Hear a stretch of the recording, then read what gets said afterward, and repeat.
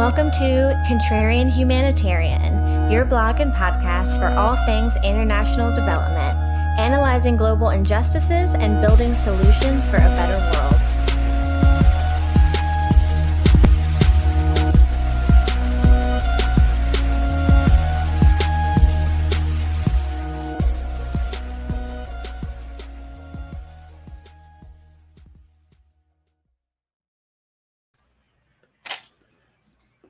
Hello. Hi.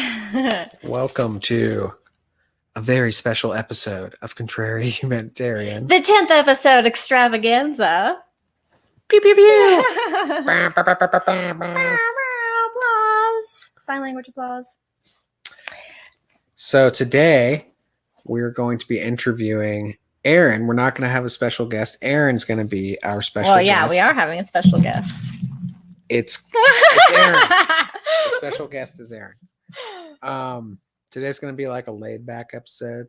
We're chilling. We're just going to shoot the shit, go through a little bit of Erin's narrative, sort of like we had talked about in the past, how Erin interviewed me in the pilot series when we were just like getting used to podcasting and everything.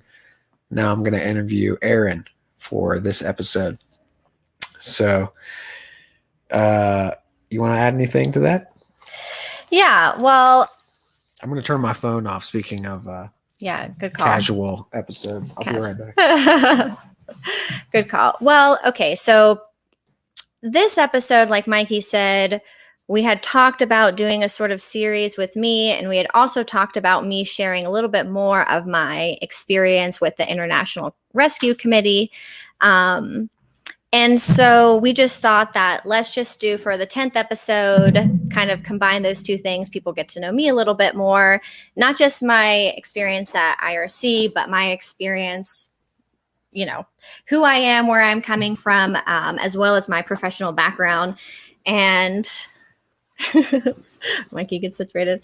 And, why I started Contrarian Humanitarian, what makes me want to question this sector.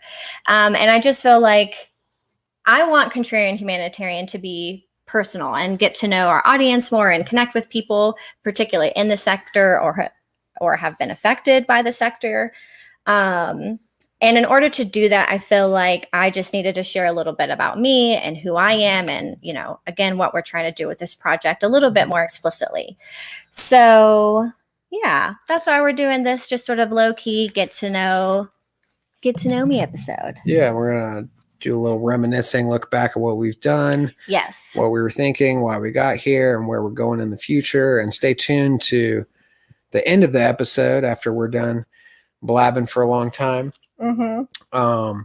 We're gonna go over what our future plans are. We've got some news. We are gonna be moving out of this apartment.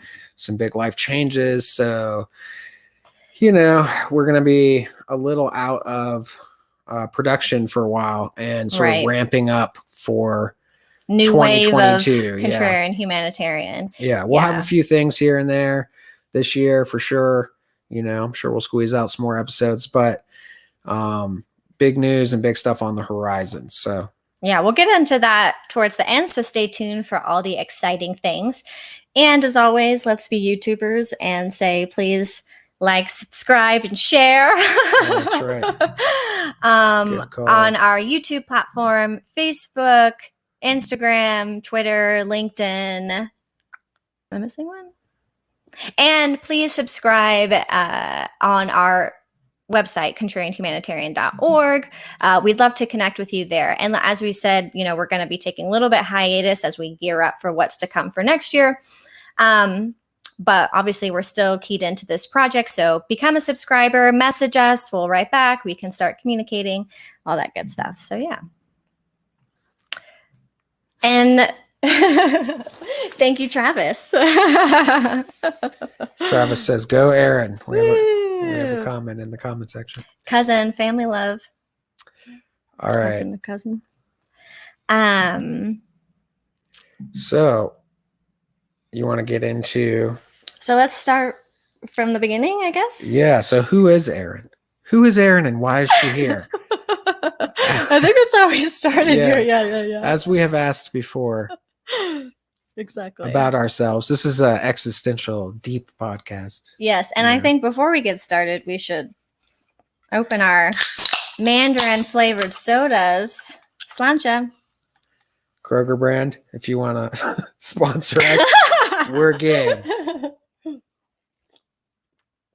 Yeah, love carbonated soda. Shout out to sister and brother-in-law for getting married. And shout out to my bestie and her man for also wedding. Double wedding koozies. Good wedding gift. For the audio only listeners. Yeah. All right, so let's get into it. So, Erin, for those who don't know, she doesn't mention it much because she's always like, I'm from Fayetteville. But Erin was actually born out of the country. Is that correct? That is correct. Where? I was born on a cold winter morning. In a barn, in a manger. No, just kidding. No. No white savior complex here on Contrarian Humanitarian. Occasionally. A little white savior complex as a treat. No, but I was born in a place called Würzburg, Germany. And I was born in Germany because my dad is in the military. And so I grew up in a military family. Some may call that an army brat. I don't sometimes I subscribe to army brat. Sometimes I don't. But yeah. And in general, I'm kind of from a military family. So my father was in the military for 26 years. My grandfather was in the military for 30 some years. Same as uncle, cousins. Actually, my grandfather on my mom's side as well served, I believe, in the Navy for a period of time as well. So yeah, big military family.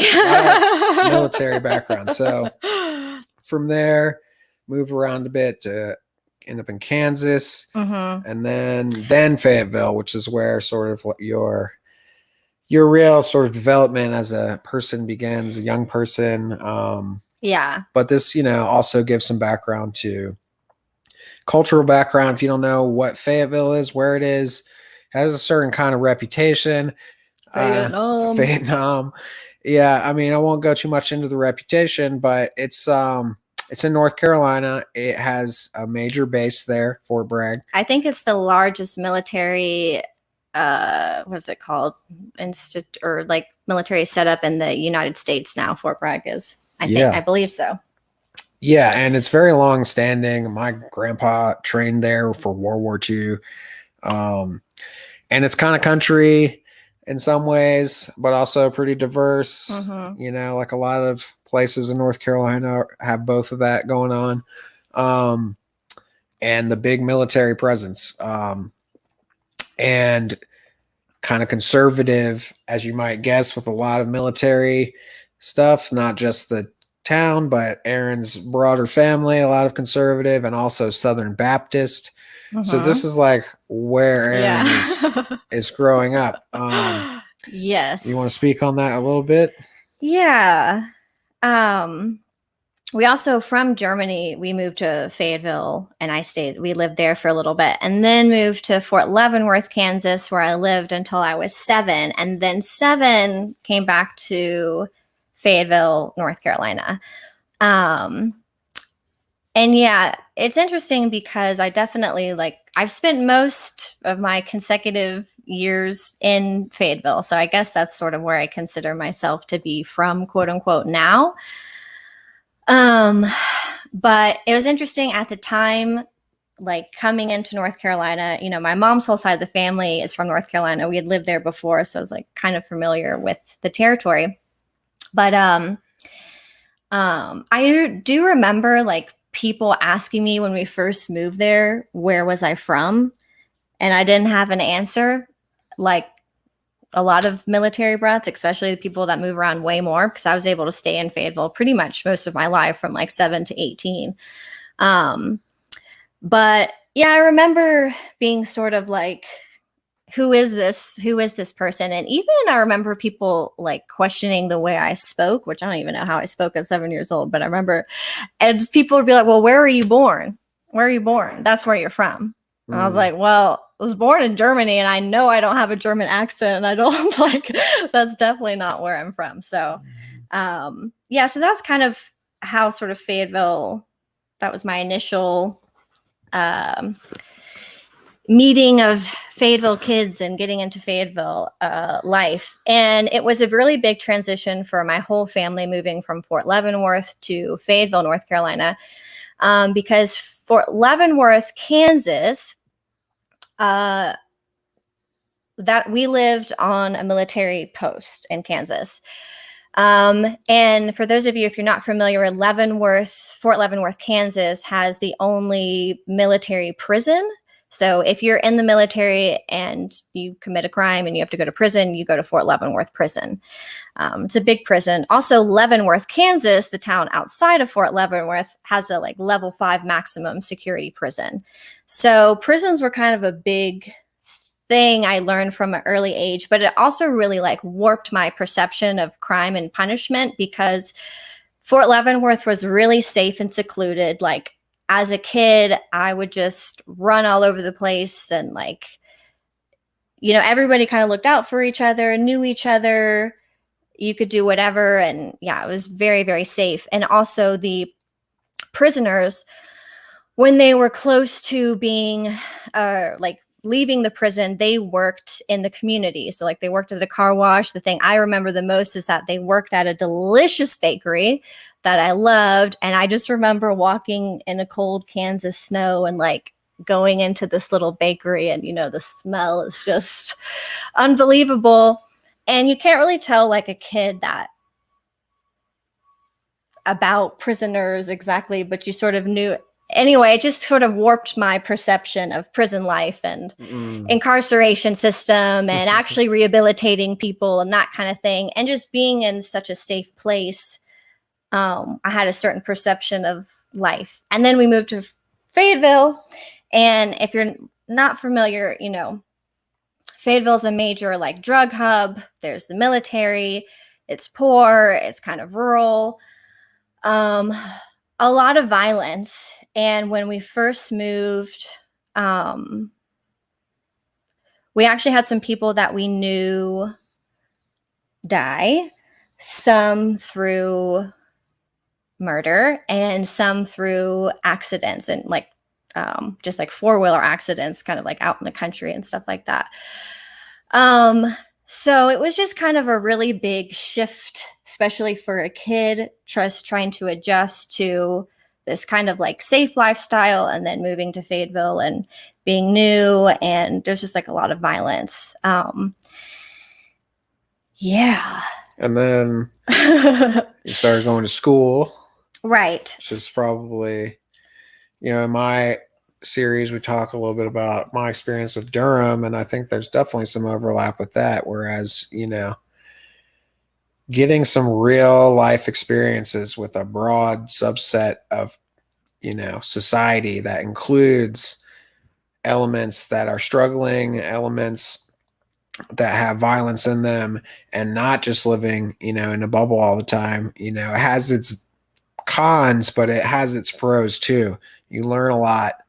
It builds character, and you can't really understand the world or, you know, how to get much of anything done if you don't, you know, spend some time in these spaces. I think it's a big divide, even sort of within our own ideological spaces, of people who have spent time in, you know, a setting where things aren't just, you know, comfortable all the time versus like, I guess what, you know, in slang term might call like the real world or whatever. So anyways, I think it helped build your character up as a young person, and, you know, but you're also just kind of like thrown into the fire, you know? So, so there you are in Fayetteville.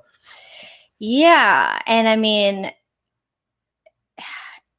and you weren't going to private school or anything, you know? No. So I went to public schools, public education. My parents, like, I think a lot of parents just assume like School is school. Yeah, school is school. You go to school. School's supposed to teach you what you need to know. But it doesn't work like that. And the public education I received in Fayetteville was actually probably some of the worst in the United States, because North Carolina is continually ranked, has one of the worst public educations.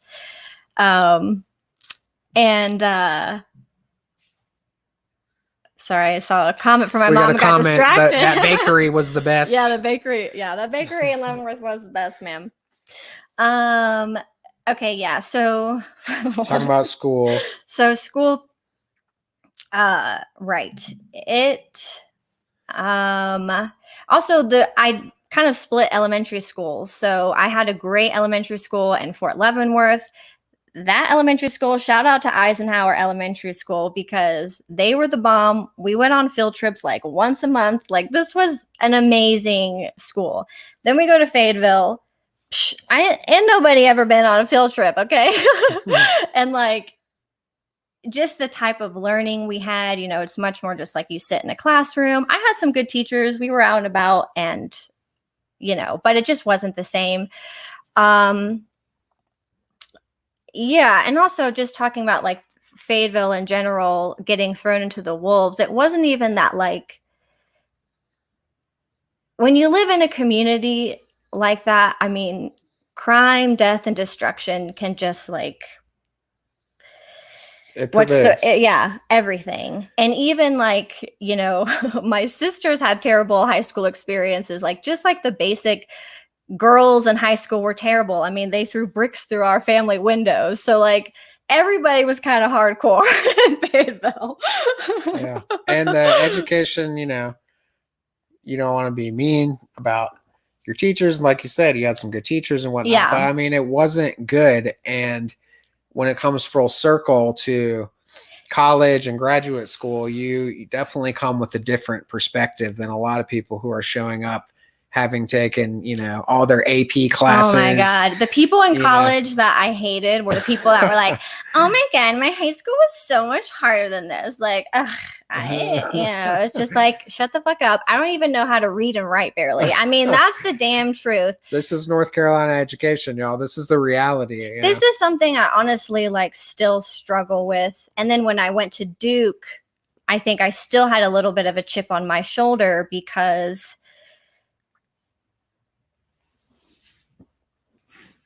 I don't know, there's just a certain division between those that have gone to a great school and had great education throughout their lives and those that haven't.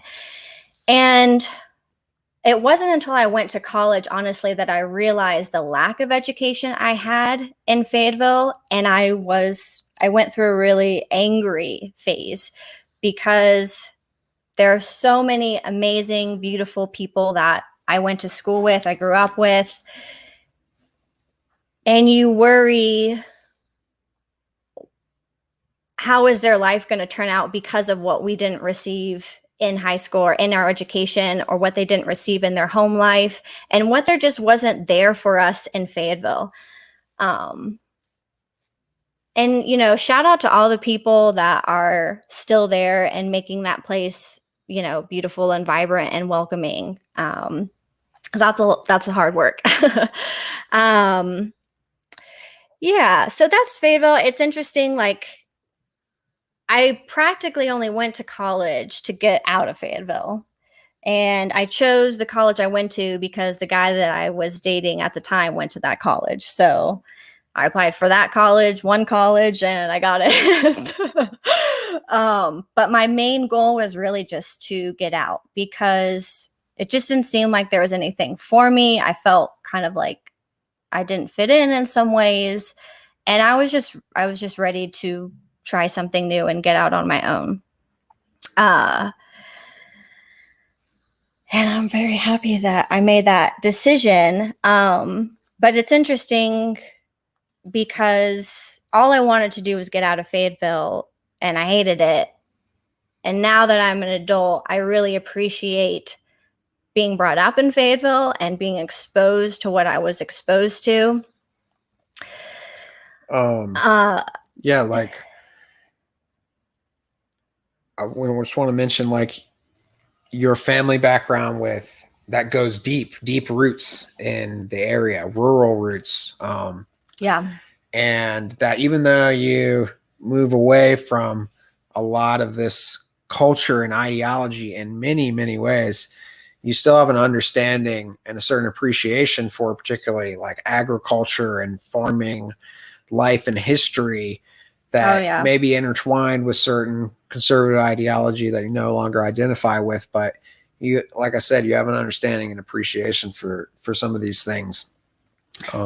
Yeah, definitely. My mom grew up in a small town, and I thank her for like, she grew up farming too, but really I'm like a first generation non-farmer on my mom's side of the family. Cause pretty much since they came over, they've been farming in North Carolina until me, pretty much. But my mom, like, she always taught me, like, she would show me what the crops are and like, and always talk about how they did tobacco and, and just anytime we would ride around farmland, she'd always like quiz me, what crop is that? And like, it's just a thing that we have. And I appreciate that so much. And I appreciate her stories about growing up in a small town, knowing everybody, and things being local. I think this is kind of what you're getting to, because,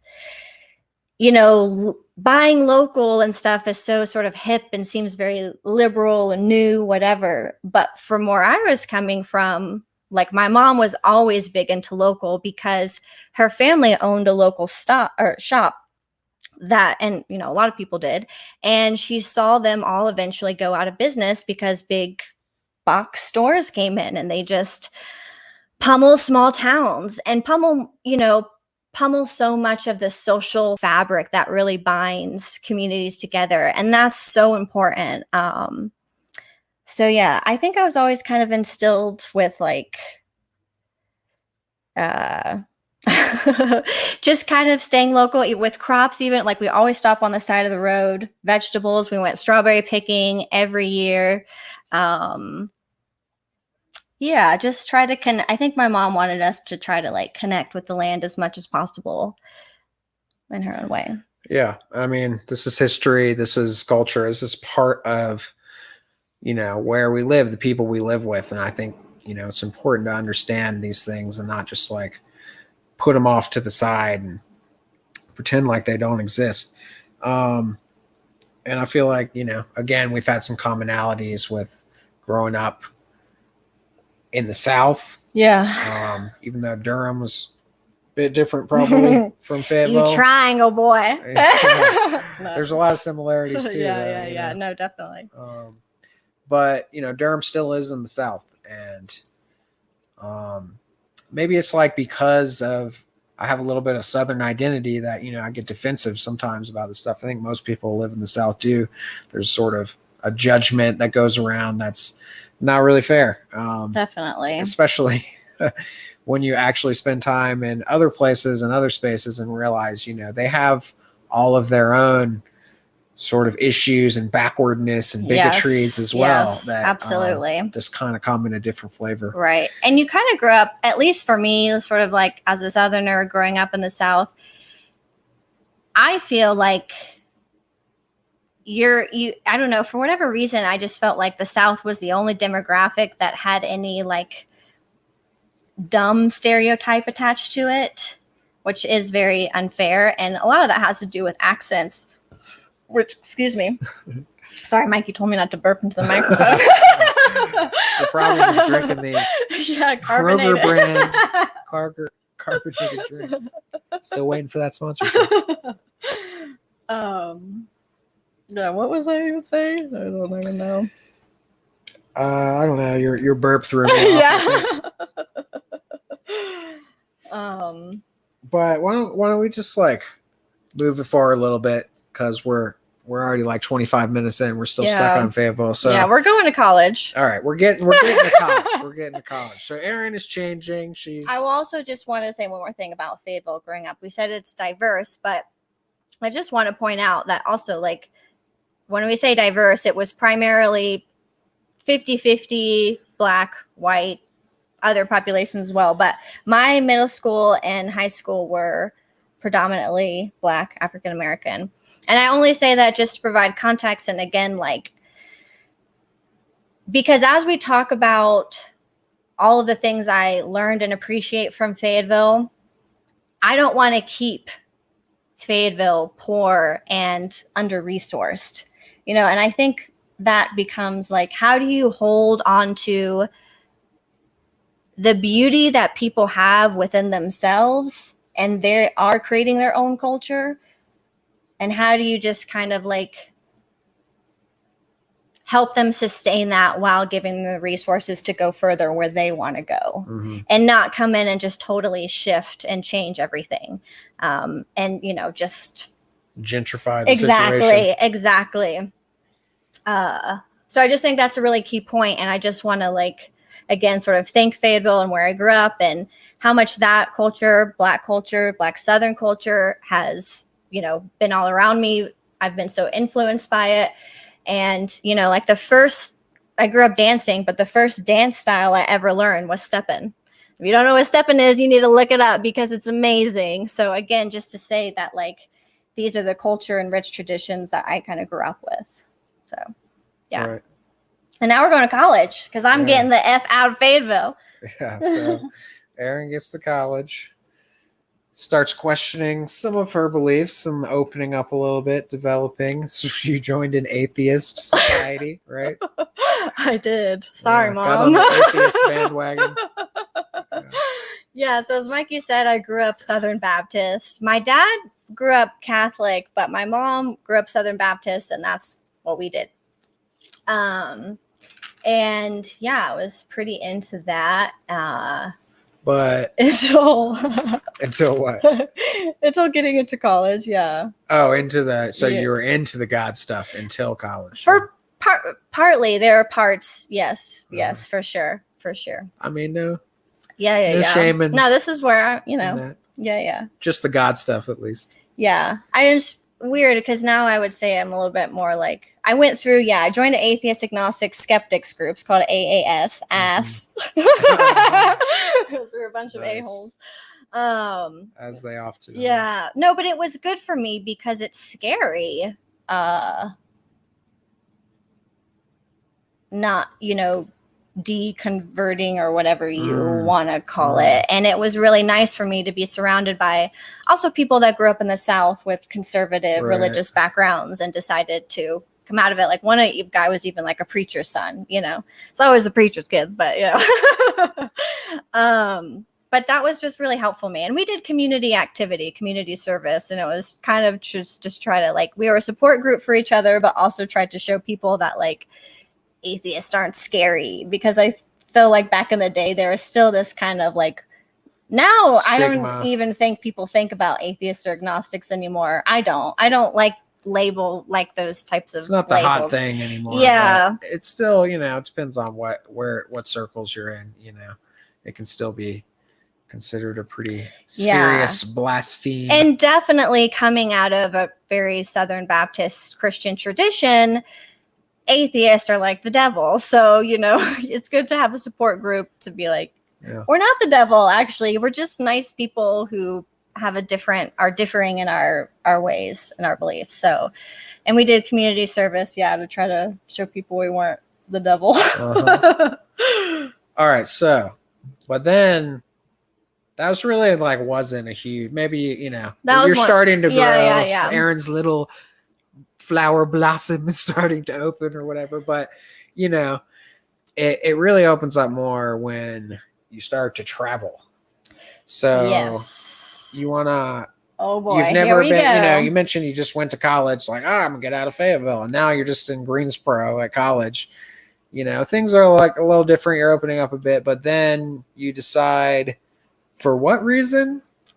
Actually, just for like funsies, basically. Well, I was thinking about this the other day. I always wanted to study abroad, because shout out to my cousin who went to college and studied abroad in France. And I was always, you know, he said he had an amazing time. And I was just like, dope, you know, like I want to try to do that too. So it was kind of always in the back of my mind that you could do something like that. But really, like, get yourself a great best friend, because shout out to Katie, my bestie since middle school.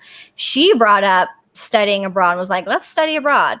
And I was just like, yeah, I definitely want to do that in college. So, then we go to the study abroad office and, we talk to the people and they say all the options and kind of how the process is and whatever. So you fill out an application and you select which universities you'd like to go to. They gave us like 3 options, our first, second, and third. And University of Ulster was our first option, which is where we went. And yeah, so it's really credit to her that like we went, because I think that's how I remember it in my mind. Okay, so University of Ulster is in. So that's why I said University of Ulster, because Ireland, but what Erin didn't know is not, Ireland isn't just Ireland. Correct. So again, to my naivete, my, lack of great public education, we applied to go to there, and I had no idea that Northern Ireland is unfortunately, part of the United Kingdom.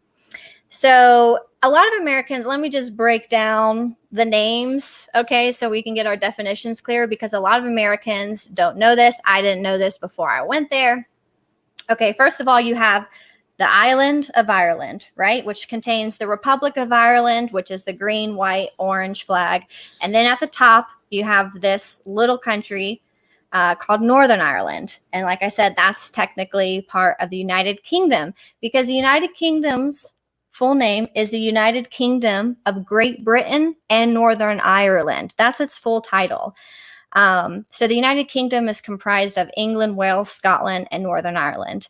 And like I mentioned, the island of Ireland, the reason why there's Great Britain, people say that like synonymous with the UK, but it's not, because you're totally forgetting the country that they're occupying, which is Northern Ireland on another island.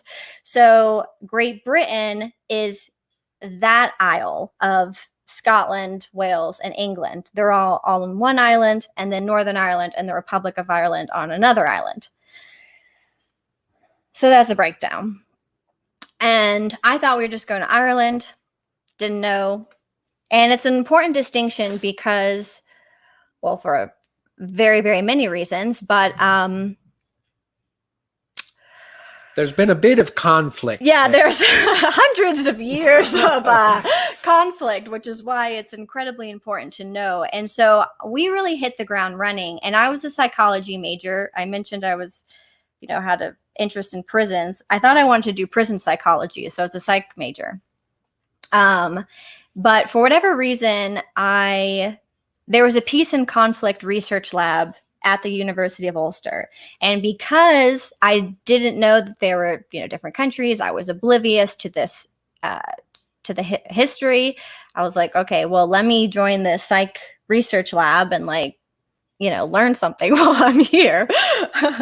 And I did. And it was one of the most amazing experiences, because I just got to hang out with grad students and professors, and they talked about their research, and they just talked about their life experiences and what Northern Ireland was doing and sort of a post-conflict society, their reconciliation practices, but learning still how kind of some of their society functioned. Like when I was there, their school systems and neighborhoods and school systems are pretty highly segregated in Northern Ireland between, I hate to say Catholics and Protestants. You'll hear that. That's very common. Catholics and Protestants.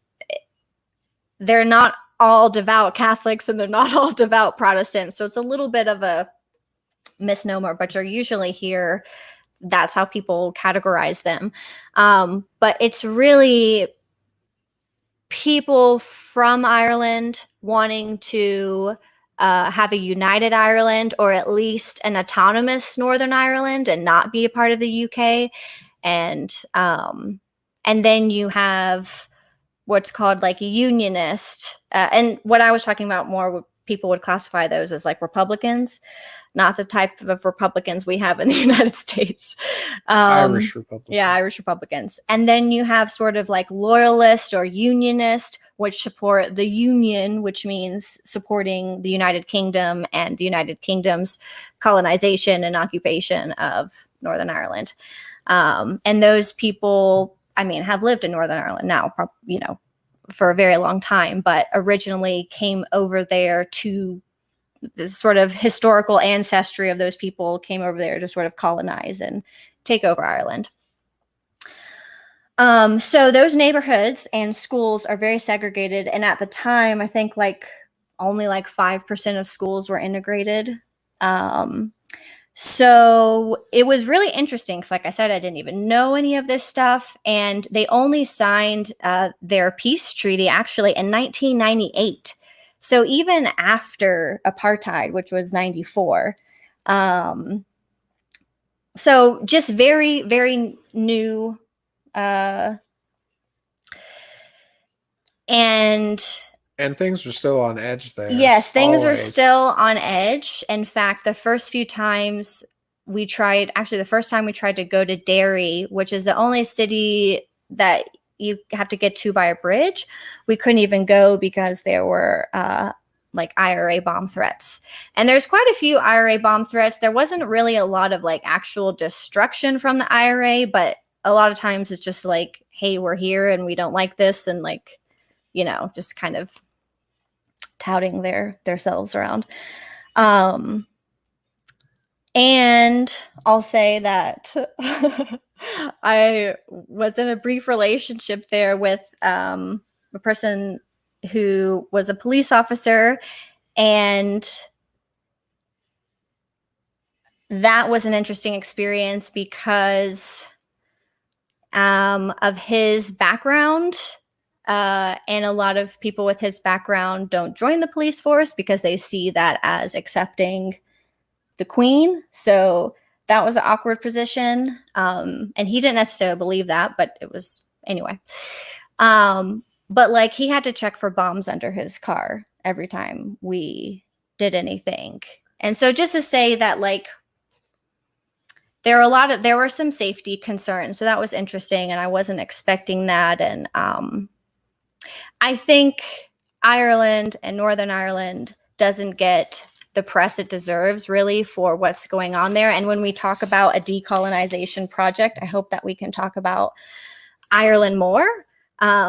Because I just think that people think like, oh, it's just another white place. They must like want to be colonized or something, or they must like accept that they're a part of the part of the UK. But that's not true. And they're going through a lot of political and civil issues. So it's an important place to be keenly aware of and understand the history. And it's something that like ever since my time there, I've tried to learn more about the history of Ireland, and particularly the radical history, because there's a lot of radical badasses.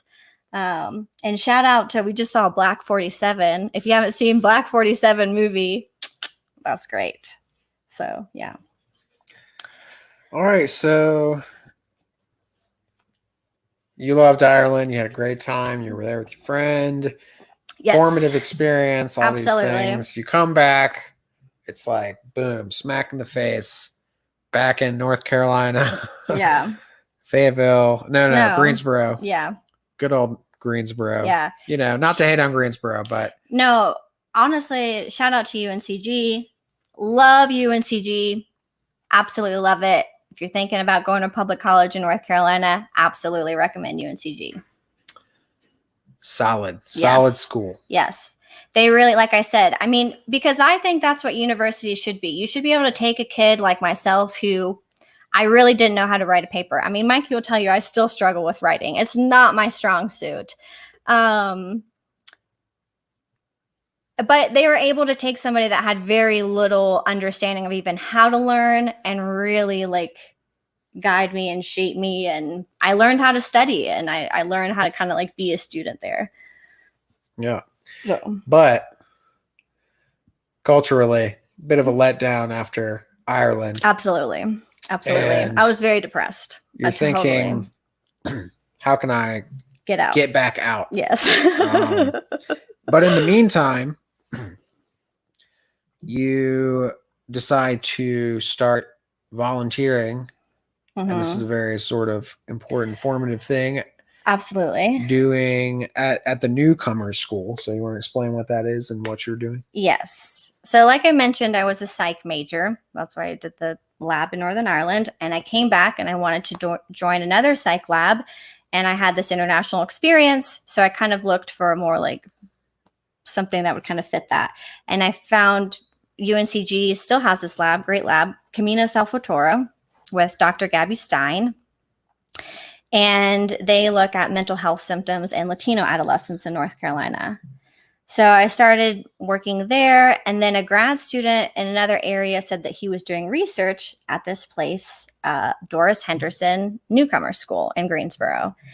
And that was a school for first-generation refugee and immigrant children. It's a school from, at that time, it was 3rd grade through 12th grade. And they go there for 1 year to kind of get a little bit more acclimated to an American school system, maybe work on their English a little bit more, work with the families on integration and stuff like that. And then they go to a different school.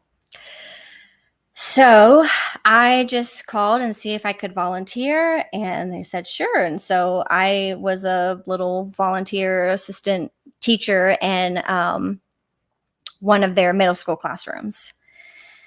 And yeah, as Mikey said, that was incredibly pivotal for me, because it was my first time really working with kids, really working with people from all over the world.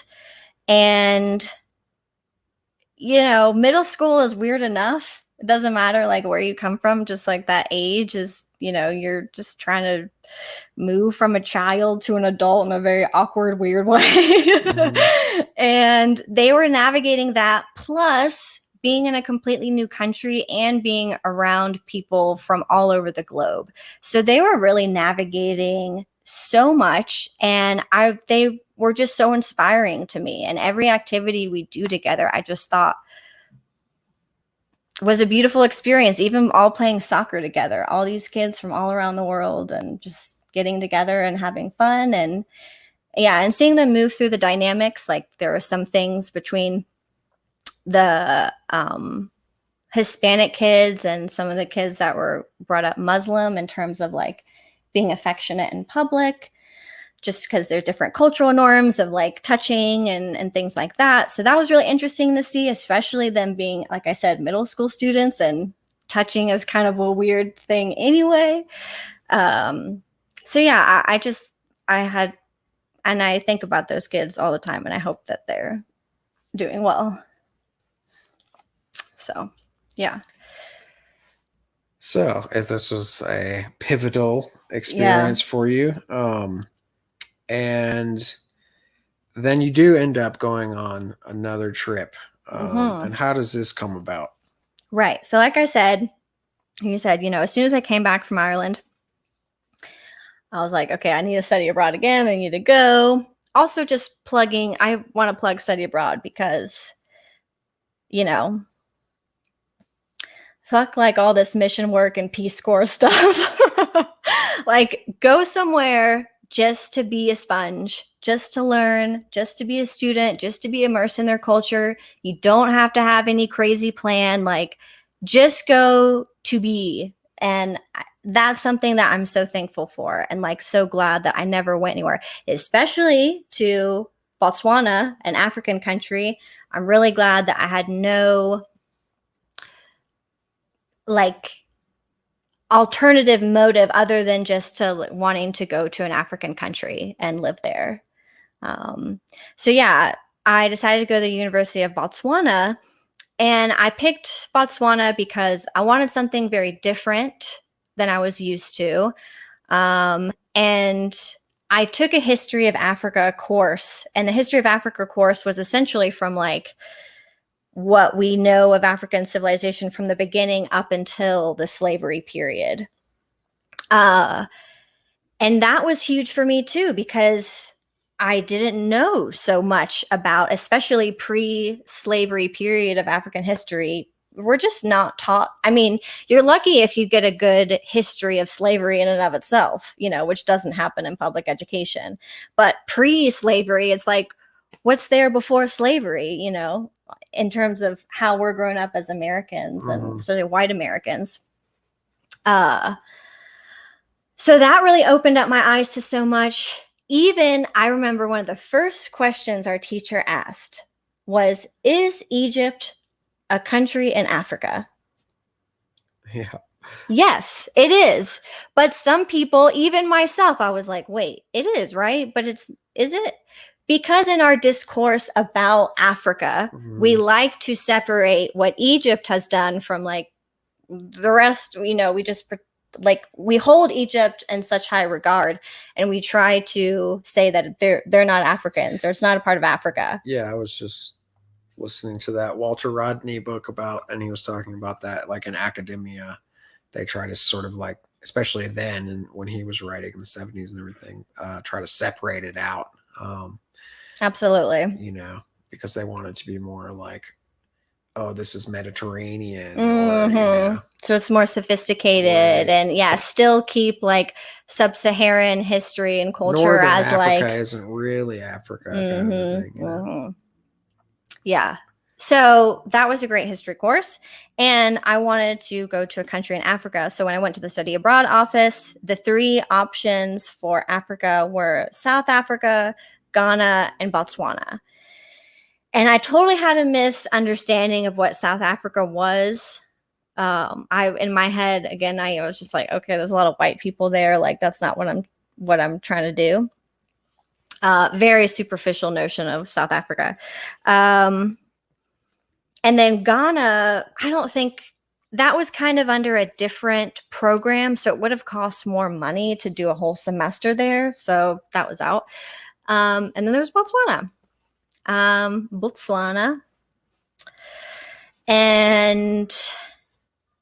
that experience, whew, bless you. Thank you. Where do we even begin? So I spent like 6 months there, at the university. And then at the end, a friend of mine, an Australian international student, we did a backpacking trip around Southern Africa. That was epic. But my time in Botswana was like, it was so interesting because I didn't know what to expect. And I'd already studied abroad before. So, I just wasn't sure how different or similar it would be. And, it was so different and just opened up my eyes to so many things. First of all, like, the juxtaposition a little bit between Ireland and Botswana and studying abroad. And like I said, myself growing up in Fayetteville, being accustomed to Black culture, growing up in, predominantly African-American Black schools. And, but when you live somewhere where both in Ireland and in Botswana, where pretty much everybody, especially in Northern Ireland, you go to Dublin, it's very multicultural or whatever, but Northern Ireland is pretty much all white, and Botswana, where I was, pretty much all Black. And somebody coming from the United States, being white and like where Mzungu. Race, they don't say Mzungu in Botswana because that's a different language. I'm sorry, but silly Mzungu mistake over here. Yeah. What did they call you? Anything? I can't remember. I don't remember it. It wasn't like. Can we have a moment though about cultural appropriation and like the silliness of, not saying that it's like never a thing, like obviously like there are lines that shouldn't be crossed, but how it can get to these extremes. And like it's clear, like again, this is like where like liberal or whatever ideas like are divorced from the reality of experience or whatever. You know, you go to other cultures and they want you to wear the clothes that, you know, of that culture. They want you to do certain things. It's the correct thing to do. It's the tactful thing to do that, and not the opposite, to be like, oh, I can't do this because this would be cultural appropriation. Oh yeah. So you experienced some of that stuff, right? Yeah. Well, I didn't even know what cultural Right. At appropriation that time, was it probably at that wasn't like a word. time.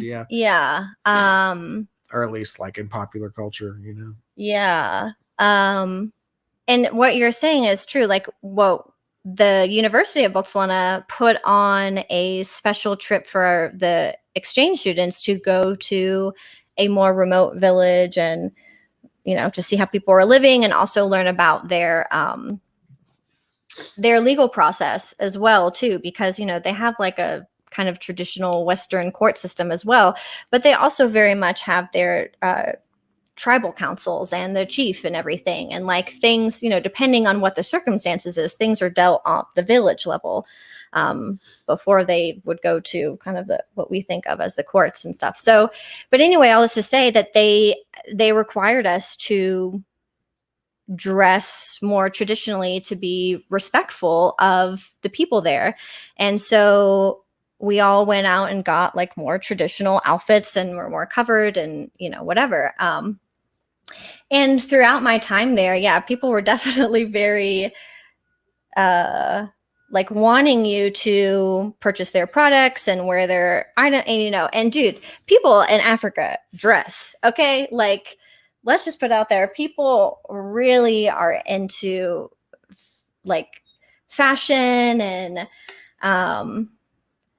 yeah, it's a thing. And so people like are very happy when you also take pride in what they're taking pride in and see the beauty in it.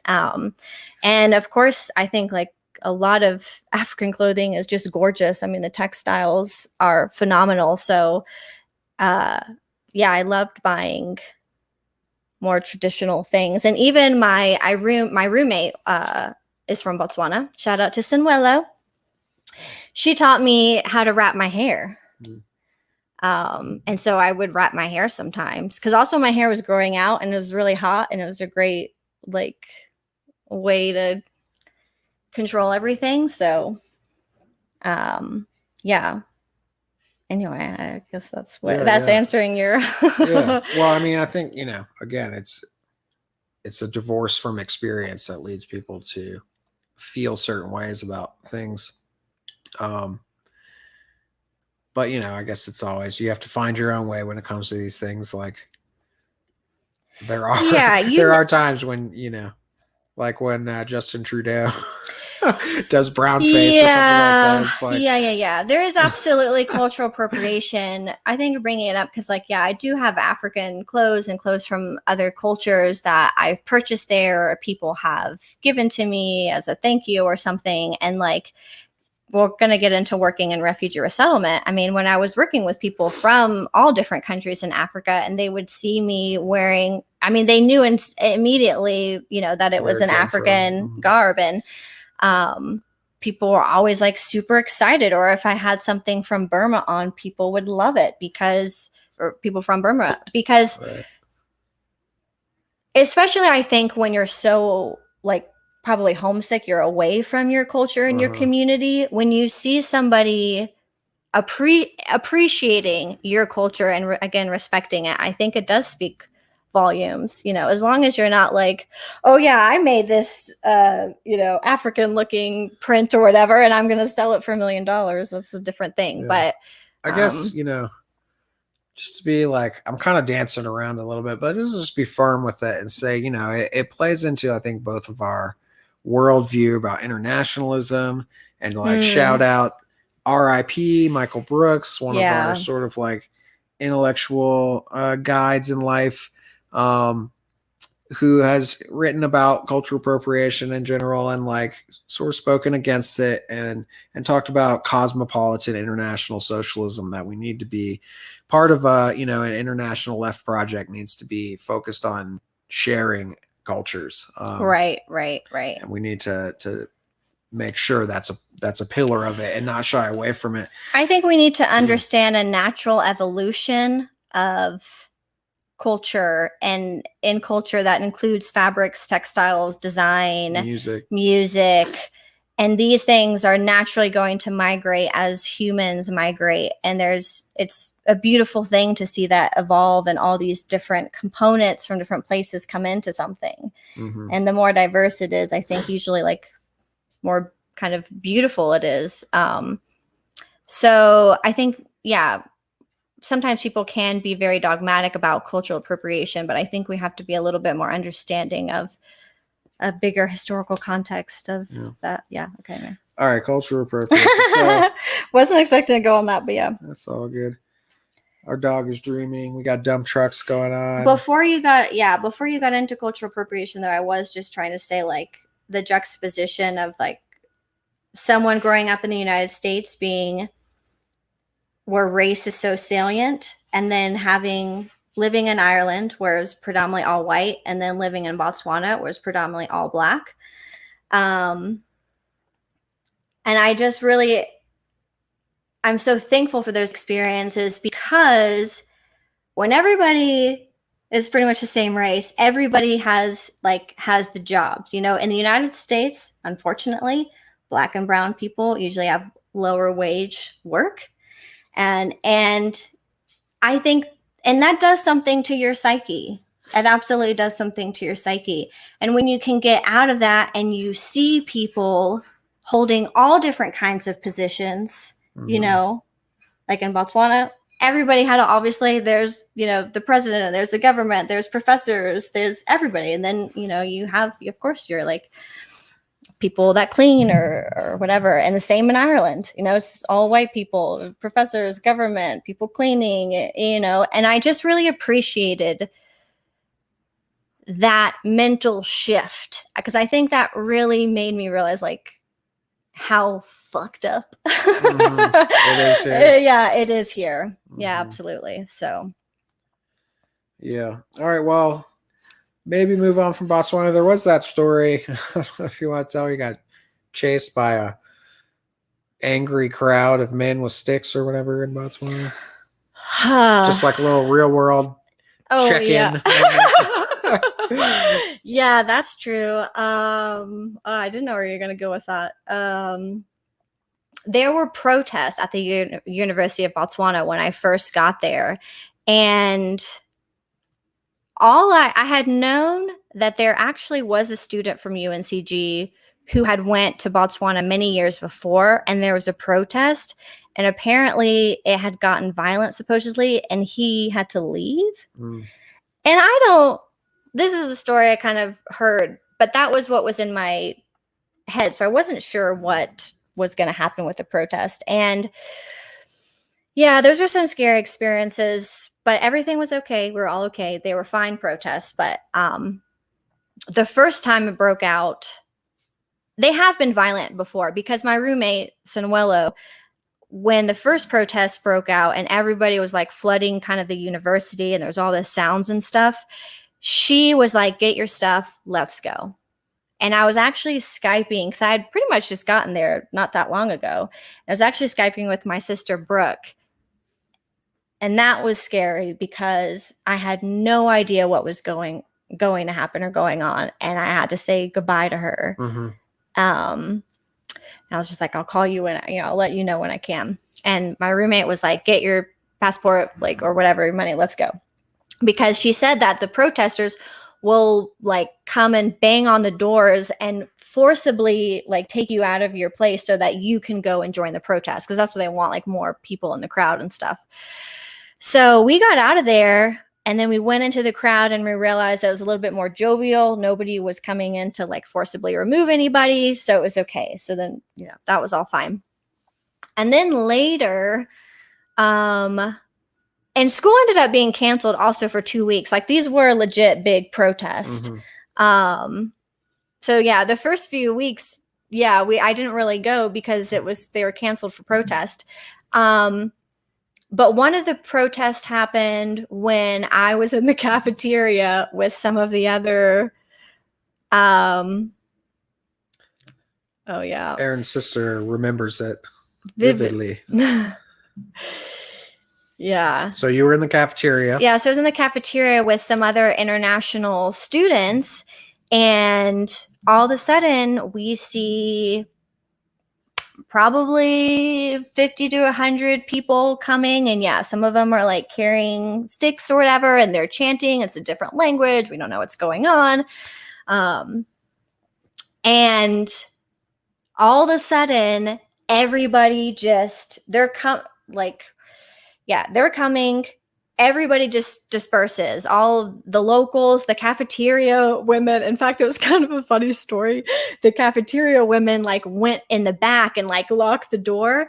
And my friend at the time was like paying for her food. So she was kind of like closest to the cafeteria women. And she tried to go into that back room with them, and they pushed her out. No. And they locked the door. VIP access only. And so actually my friend Axum and I, we ran to like the very opposite door, the farthest away from him, and that was locked. And so then we had to move back towards the crowd. At this time, they were entering the cafeteria, and we had to go out the center door. But then when they came in, they're yelling and it's different language. And then finally they were like, we're not going to hurt you. We're not going to hurt you. Just get out, get out, get out. So, we're leaving. All right. We're leaving. I'm getting out. Yeah, I like heard that in my bed in the back. I was just like, all right, whatever. Yeah, so that was scary in the moment. It was an experience. That was an experience, yeah. We've all had experiences. Maybe not quite like that. But nobody was hurt. They did forcibly remove some people from there, and that's why part of the reason why school was canceled too. But it wasn't violent. So, and they had legitimate concern. Let me just say that. Because the university was canceling some key classes that students that were graduating to be physicians and doctors needed. And they also wanted to get rid of the school bar. So that was another thing that people were really upset about. Yeah, I said no. X-nay that. Yeah. So right away. So that was interesting. Also, like hearing even like the president or like came out to, not the president of the country, but like of the university came out to speak. It was all in different language. So, I'm wasn't exactly sure what was going on, but very interesting experience. All right. Well, let's move this forward. Yeah. I might have to get another soda. Yeah. We're an hour in. So you come back.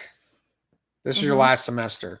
Yeah. So my last semester of college was in Botswana. So you graduated. I graduated from the University of Botswana. Not kind of from UNCG, but yeah.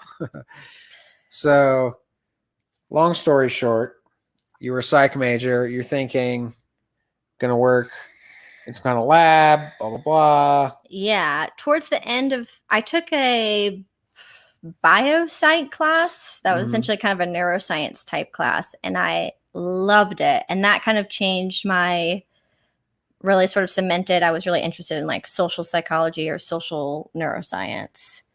I had kind of like formatted that because the Caminos lab I worked in, like I said, was working on mental health symptoms. So that was called like clinical lab, clinical psychology.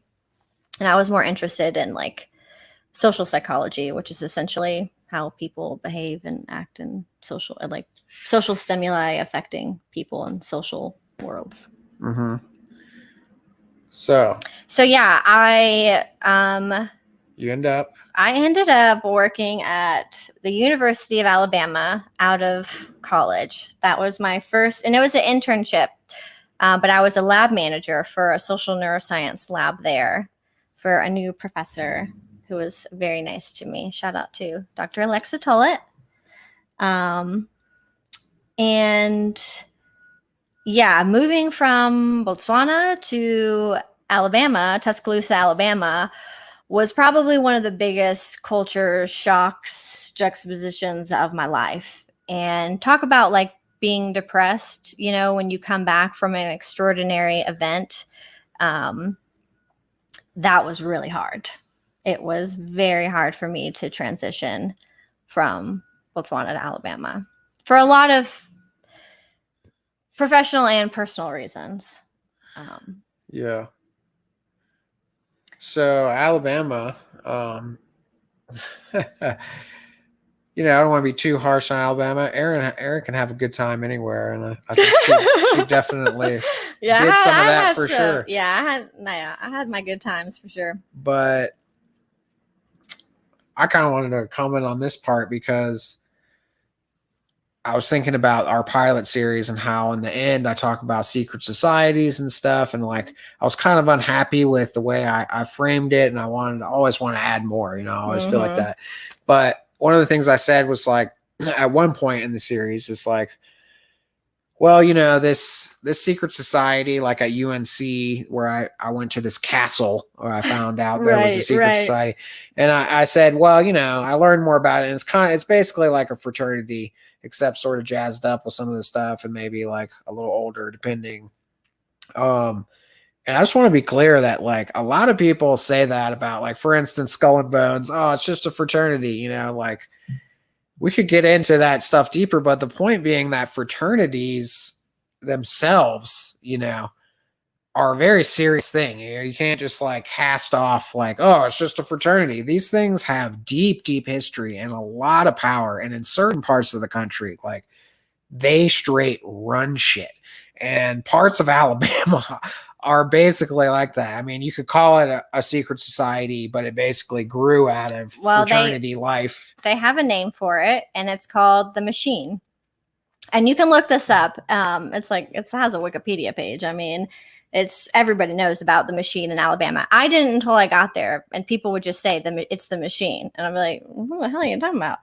But the Machine is a thing.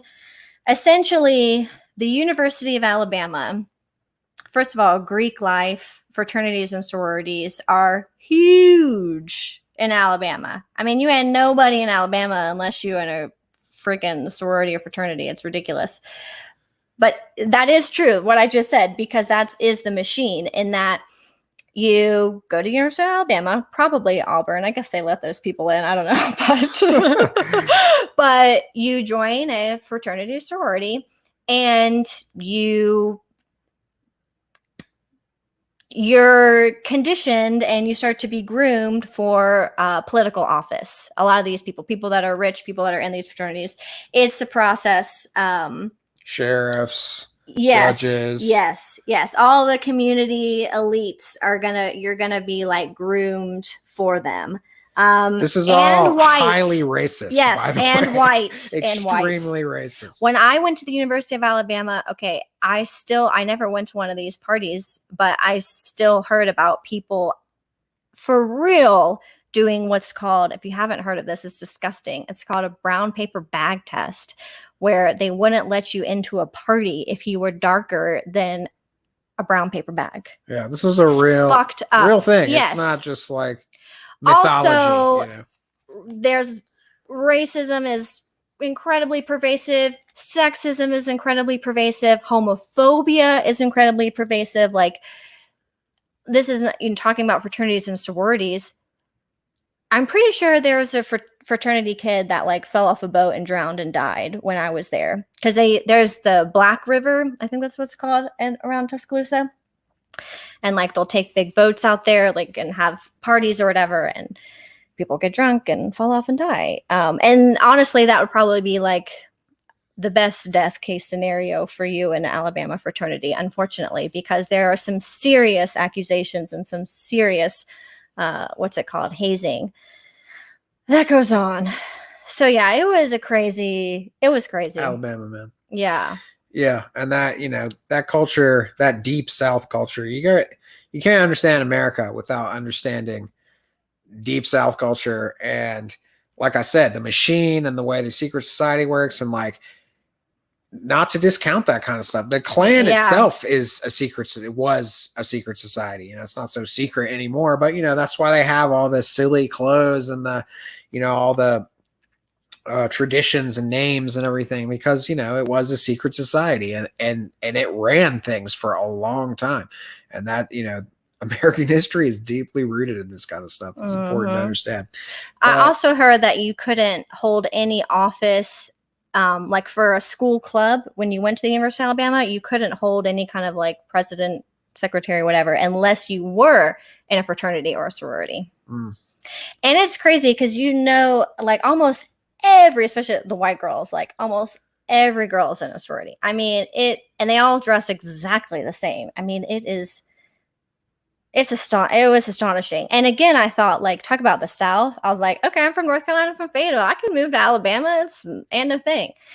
Deep South Different is level. different than the Southeast, I guess. Yeah. Even in like country, I'm exposed, like we talked about, my mom's family is conservative from rural place in North Carolina, but it was just a whole nother level. But they had that good white barbecue sauce. Hell yeah, the food and those alcohol slushies. Yeah. Why did I forget it? Those are the frosty Bushwhackers. Dude, Bushwhackers with the bomb. I will say I probably gained a bunch of weight in Alabama because the food is good. Get your meat and 3 plate. Meat and 3, baby. That's a good Southern tradition. Meat and 3. All right, so Alabama culture aside, you're in the university, you're working with empathy research, right? Right, that's what I was doing there. Yeah. I was studying empathy. When you weren't drinking Bushwhackers. I wasn't drinking Bushwhackers. You gotta do what you gotta do to make it out in Tuscaloosa. So, so I was studying empathy because I was interested really in group dynamics. I think from Ireland, like Northern Ireland really influenced, I think, my academic interest and made me really want to understand group dynamics, how people get along, how people don't get along, and being in that sort of like post-conflict society, and even thinking about obviously in America in a different lens and in that way. So just very interested in how people decide to help each other or not help each other, kind of basically was what I wanted to know. And like I said, I was in a neuroscience lab, so understanding kind of brain behavior and what happens in the brain when somebody is experiencing quote unquote empathy. And so really I was just like hooking people up to EEGs and doing a lot of literature reviews, and I did a IRB for our lab and internal. In order to do research at a university, you need to do what's called an IRB, or do this whole long thing and make sure that your experiment is ethical. And what I found out, I just want to plug this about, because empathy is such a freaking buzzword, and everybody's like, if we just have more empathy, the world will be a better place. That's not really true. Not necessarily. I don't want to. Empathy is, of course, something that you should have and that you should strengthen. Absolutely. It is a key to being, I think, a good human being. But what I will say, I think the misnomer about empathy is that when you are experiencing empathy, your first reaction actually in your brain is to retreat from the situation. It is not to engage in the situation. And that really has to do with an adaptive factor, because you can't physically dedicate yourself to everything that you are feeling empathic about. You have to take a step back a little bit and understand, like, are you going to assist, or, how are you going to engage with this emotion and what's causing this emotion? So that was something else I kind of wanted to understand, is like, okay, if it's not just empathy, what are the other characteristics and like circumstances that might actually propel somebody to help somebody or not help somebody? And so that's what I was kind of working on, but then just sort of was there just for a year, but learned a lot about empathy. And like I said, just that little tidbit, I think hopefully will be helpful, because a lot of people are, like I said, just say, we just need to be more empathic. Shout out to brother-in-law, Stephen Marinero. Yeah, who's a legit neuroscientist. Yeah. Woot. Neuroscience. Yep. Yeah, but what you really learned was the friends along the way. No. That you didn't really want to do that kind of work. Yeah. And that you remembered your time working with the children, at what was it called? Doris Henderson Newcomer School. Mm-hmm. And you thought, I want to work with people. Yes. Yeah. And potentially immigrants, right? Yeah. Yeah. I wanted to be, after studying abroad twice, I wanted to be in a multicultural environment. I felt like that was kind of my home space. I felt, and it still is my home space. That is kind of where I feel very comfortable in a multicultural environment. So yeah, I thought I was tired of just like doing literature reviews and hooking people up to brain equipment and like studying people in that way. And so yeah, I thought about all my experiences, and yeah, working at that school was really the thing for me. So I moved back to North Carolina and applied for an internship at Church World Service, which was one of the official 9 refugee resettlement organizations based in the U.S. So hello, Kiki. Oh, our cat has joined. Yes, Turdball. Yes, our cat's name is Turdball for everybody to know. It's a loving name. It's a loving name. At least it's a name born out of love. Yes. Yeah. Where are we? So yeah, I wanted to work with people, and I got this internship at Church World Service and started working with people that had refugee status from all over the world. And if you're not familiar with what a refugee resettlement organization is, like I said, there's 9 organizations, and each organization has multiple agencies throughout the United States. So it's not like there's just 9 resettlement centers in the United States. That's not true. But the refugee resettlement process is a whole process that the United States and Western countries engage in, where if you're someone that has fled your country, once you go to another country, you can go to the embassy or the UN and like give your case. And it's a very long process. I mean, you have to do multiple interviews, but you have to try to make a case that you can get refugee status. And then once you get refugee status, there's more background searches. And I think you go through 9 different State Departments. People, what did you say? Tucker Carlson just said today, we don't know who the Afghan refugees are.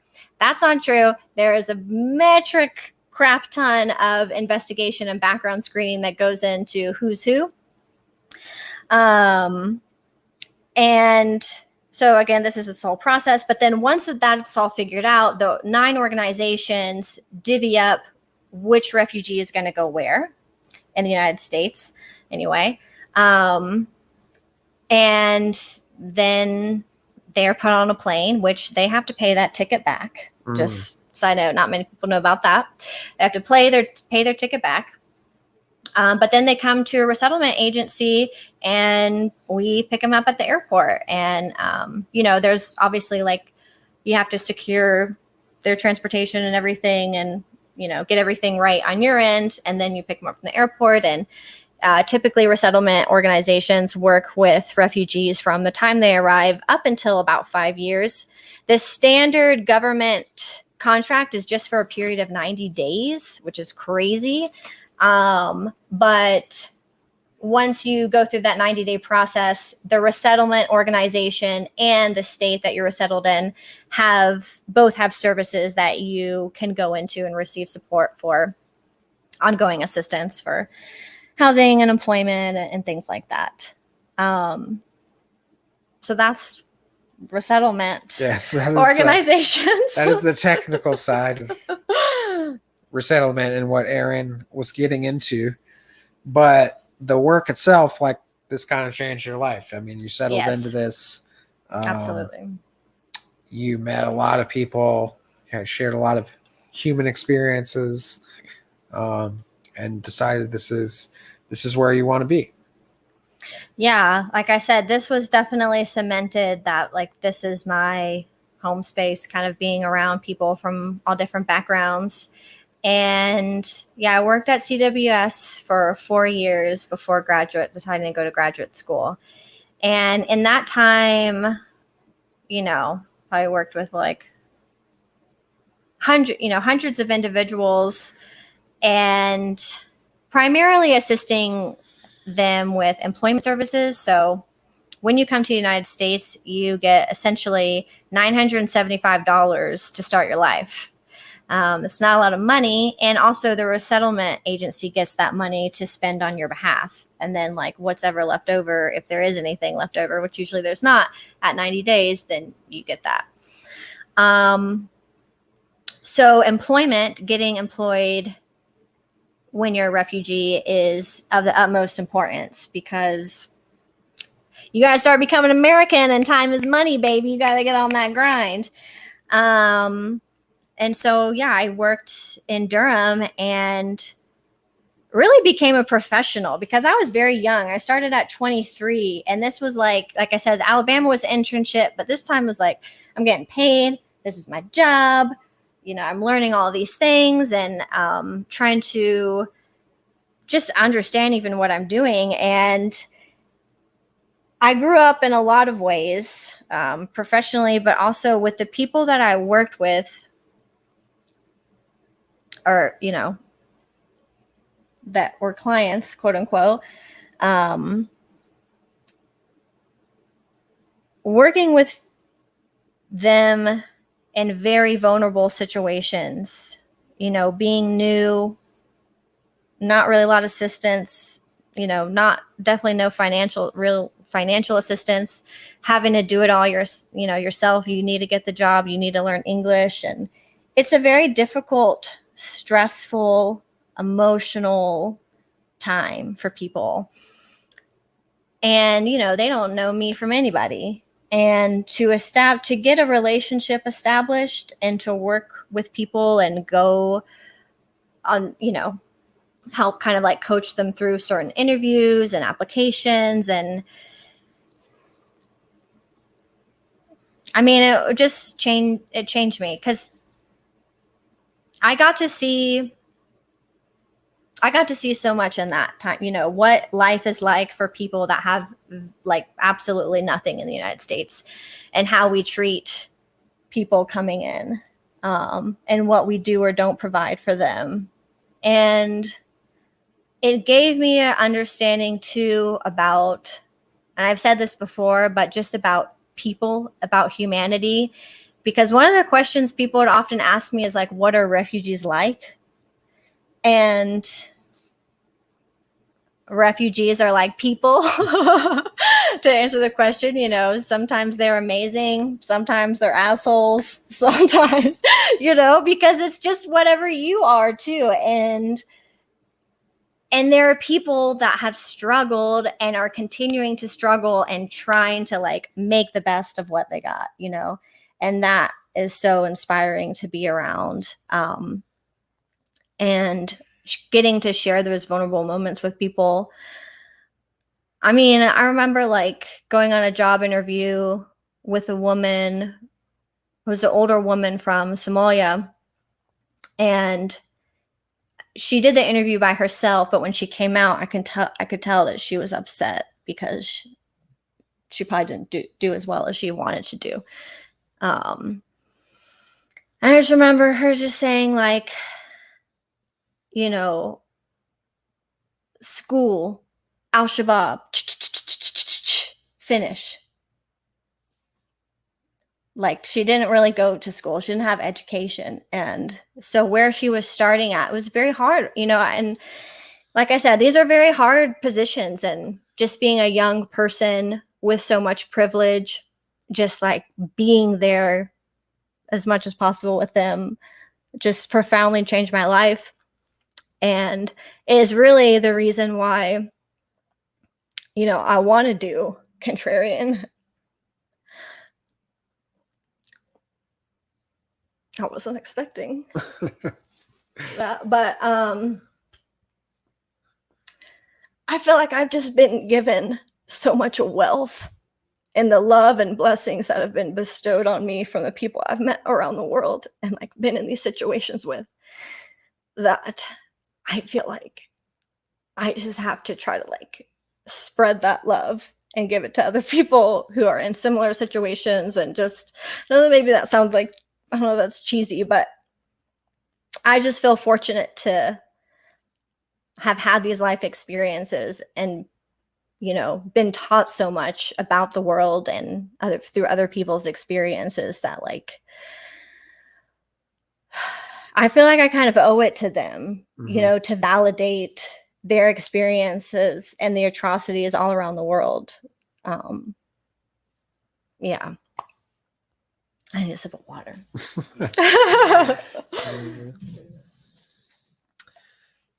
Well, that was deep.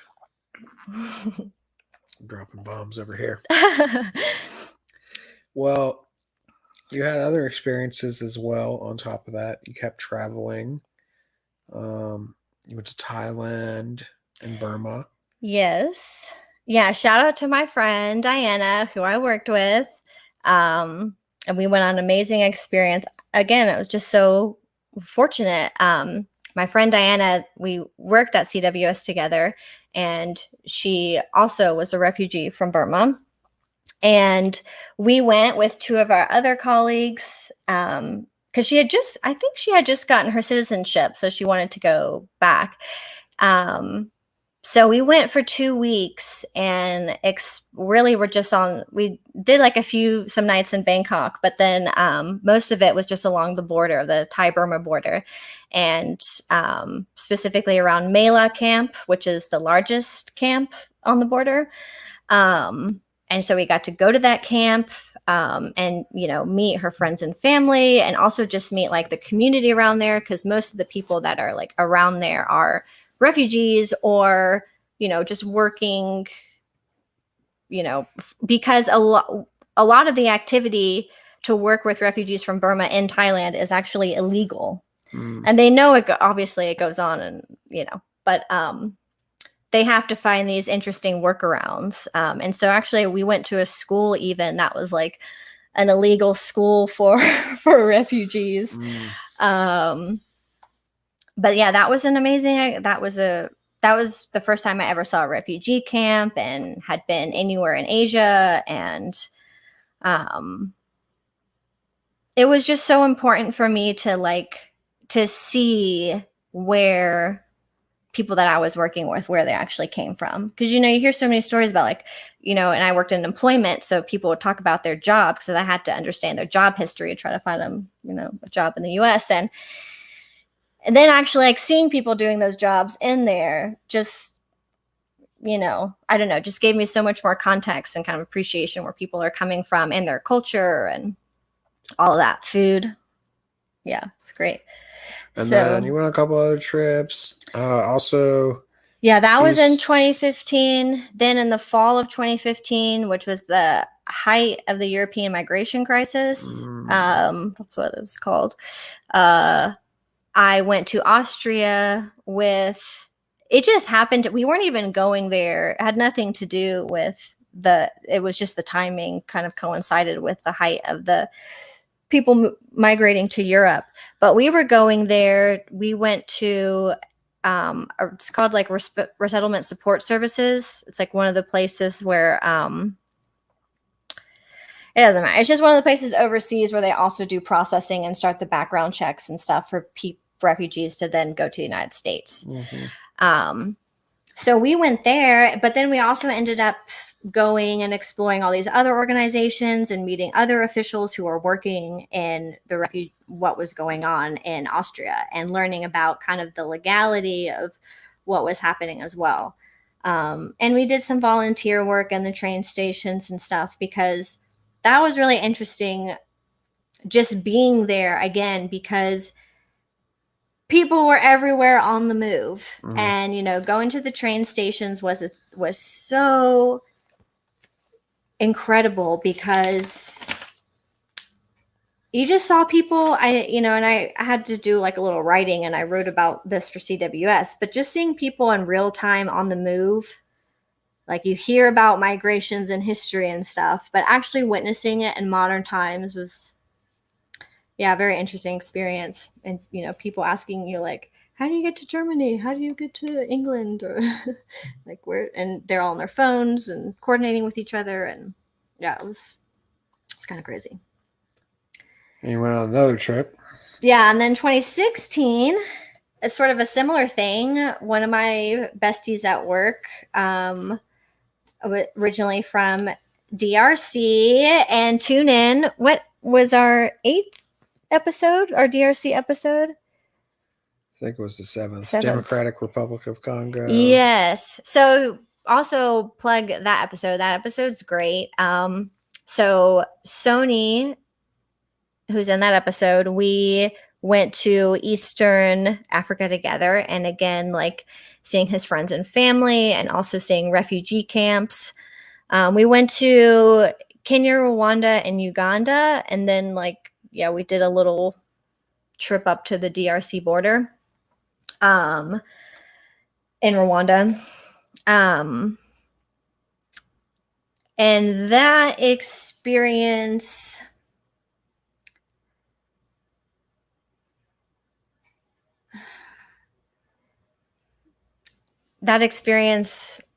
you know, was also critical to my development in Contrarian Humanitarian, because at this point, you know, I was no stranger to seeing hardship and whatnot, but there is a different level. There are different levels of camps as well, refugee camps, and the conditions. And some of the conditions I saw in the Uganda camp were really bad. And when we went up to the border, there are also some really bad situations. And it was the only way, anytime I travel, it's almost, the thing I love about it is because it's like you're in a completely different world, and you can almost like feel your brain making those adjustments in your head of how you see the world. Because when we went up to the border and just in the camps and stuff, and like knowing the history, and now even knowing more of the history of DRC,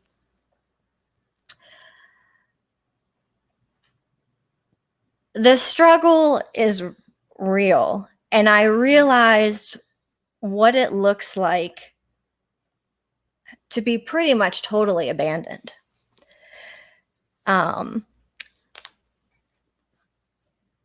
And it's unbelievable what the world has done to DRC in that area. And again, I hope we can do like more work about this, because, you know, we always talk about how terrible things are in the United States, and there are. And I've seen levels of poverty in the United States that are similar to where I've seen abroad, and especially the desperation and feeling like people, you know, you've been abandoned. But yeah, it was another level there, and it really changed me and gave me some even more perspective about, you know, I talked about wanting to get out of Fayetteville, like why people want to get out of there, and even, you know, and come to the United States. And it just gave me even more drive to be a good host and understand like the actual care we need, the care that's needed in a host country to successfully or appropriately integrate in the best way possible of them into society, of providing mental, physical, financial resources that it takes to deal with the trauma and the hardship and starting anew. So, yeah. Okay, so at this point, you've been working for a few years in this field. You've now traveled more extensively. You've seen some refugee camps, some worse than others. And you're starting to think like on a bigger scale. And this is what leads you to decide to go to graduate school. And you're in Durham. There's an elite university in Durham, Duke University, discussed in some of our past episodes. They have a lot of strong programs, obviously, and one of them was international development policy at their policy school. So it's a separate master's from their standard MPP, Masters of Public Policy, Masters in International Development Policy, under the policy school, the Sanford School of Policy there at Duke. So, you know, you apply, you get in. And there's a lot to say about Duke, I guess. First of all, we're very proud of Erin for getting in, you know, coming from humble beginnings and everything we talked about before, barely being able to, you know, put a 5-paragraph essay together. I didn't even know what a citation was when I graduated from high school, I'll be honest. That's not that uncommon, I think, but, you know, luckily UNCG got her up to speed on a lot of things. And her background and just who she is, I think really helped a lot. And I don't think a lot of locals apply for that kind of program. So she was kind of the token local that they let in. Yeah. And one of the nice things about the international program, as opposed to the MPP, is that it's almost all international students. Yes. And it's not a lot of local yokels. Or just, you know, Americans or young, well-to-do, privileged, you know, white liberal kids. Nothing against them. I'm sort of one of those, you know. But, you know, you're only going to get so much experience out of being around 20 or 30 of those people versus people from all around the world. And not only were people from all around the world, but for this particular program, you had to have at least 5 years of work experience. Whereas the Masters of Public Policy school, you didn't. And at this point in time, I was just like, I'll be damned if I'm going to sit in a room with people just coming out of undergrad. Like, oh, hell no. So, yeah, I was looking for next level education. So, with that said, you know, sort of like plugging the program in some ways, you also ran into a lot of issues, and we were just discussing earlier, it's hard to remember where our heads were at exactly. And I didn't want to like poo-poo the idea too much because we hadn't known each other that long, and I didn't want to discourage her from going to school. I probably thought it was kind of a good idea. I mean, even though I should have known better from my own graduate school experience, and the price tag was extremely high for Duke. It's just absurdly expensive. That's the worst. Honestly, that's the worst part. Yeah. But, you know, Erin can get into this some good and bad. Duke is sort of at the center of what we become later critical of in this show and this podcast, which is like the NGO, the non-governmental organization, international, United Nations, sort of like Western diplomatic State Department view of international development, international diplomacy, and politics, and all these things. It's a very sort of specific liberal slice of and way to approach this. And, you know, it's not all bad, it's not all good, but it's definitely where they're coming from. So this is something Erin starts to, you know, learn and grapple with pretty early. You know, your economics class definitely like clued her into the way some of these people see things. And also sort of the beginnings of her contrarian stuff before she even gets into International Rescue Committee, which we'll get into in a moment, where she had to sort of stand up for herself and, you know, put down some people that were trying to stand in her way, you know, which you just got to do sometimes. So let's get into those stories. Yeah. So I knew that I wanted to, I had thought a lot about grad school. I decided on policy because I thought, okay, that's how you change things on a macro level, which was what I was interested in, because I had been working with people, you know, the social services systems here. I saw all of the problems with them and resettlement systems. And it's like, okay, well, how do I learn to take what I know from a worker on the ground and fix it on a macro level? You know, simple, easy peasy. So I did the MIDP program at Duke. I was very excited that I wouldn't have to move because I really liked Durham. And this was a really great program. And I was pretty pumped that I got in. And like I said, everybody being from a different country and being more of an adult and a professional, all of that really appealed to me. So, yeah, and going to Duke is hard. It was really hard. You know, I thought about like the level of stress that I was under for those 2 years was astronomical, dude. It was insane. You know, and it's of such a nasty stress because it's like it almost feels like a purposeless stress. You are learning some things, but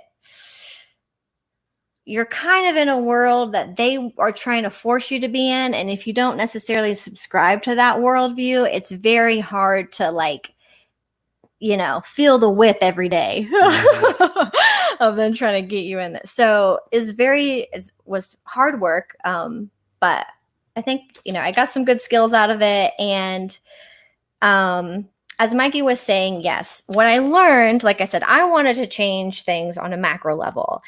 And, you know, you learn about how to make policy and whatnot. But like you said, the policy is already kind of there. The policy that they're sort of subscribing to, they're just trying to figure out like ways to tweak.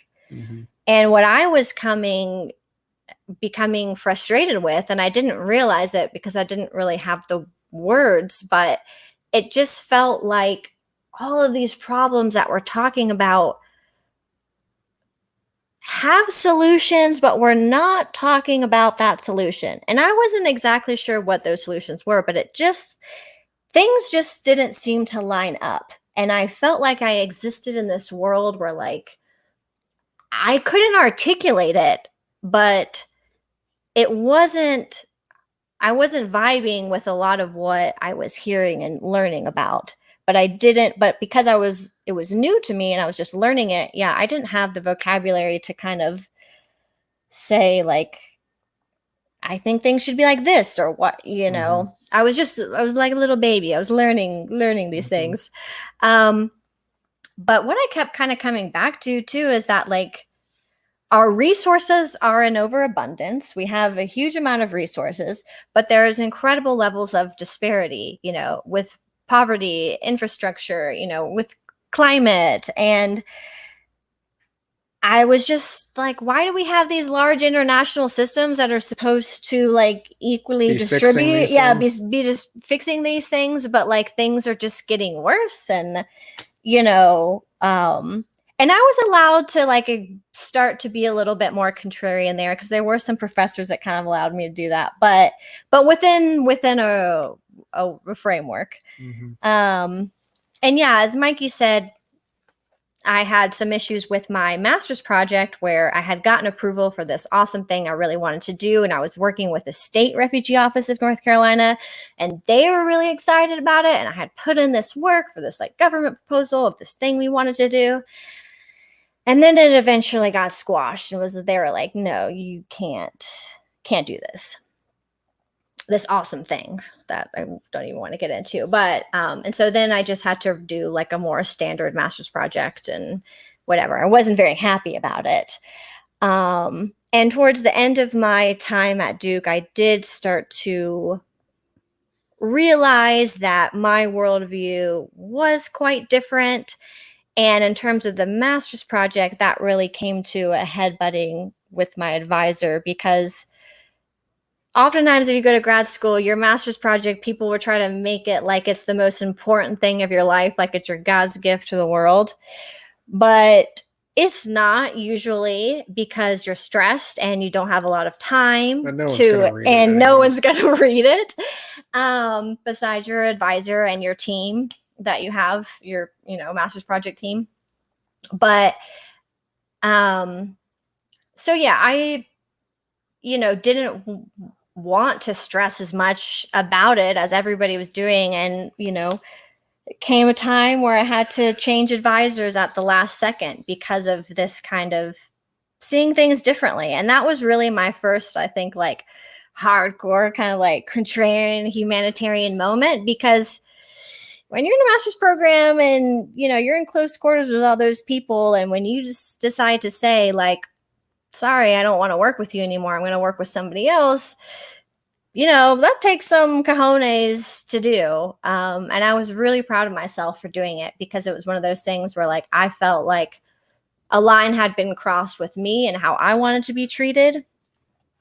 And I said, that's not acceptable. So I'm going to do things how I want to do it. So, yeah. Yeah, we'll get into more of that in a little bit, because we're getting towards the end of the narrative here, and like how Contrarian came about, why Erin is Contrarian Humanitarian. I was going to say, we need to talk about. Yeah. So who gave you this book?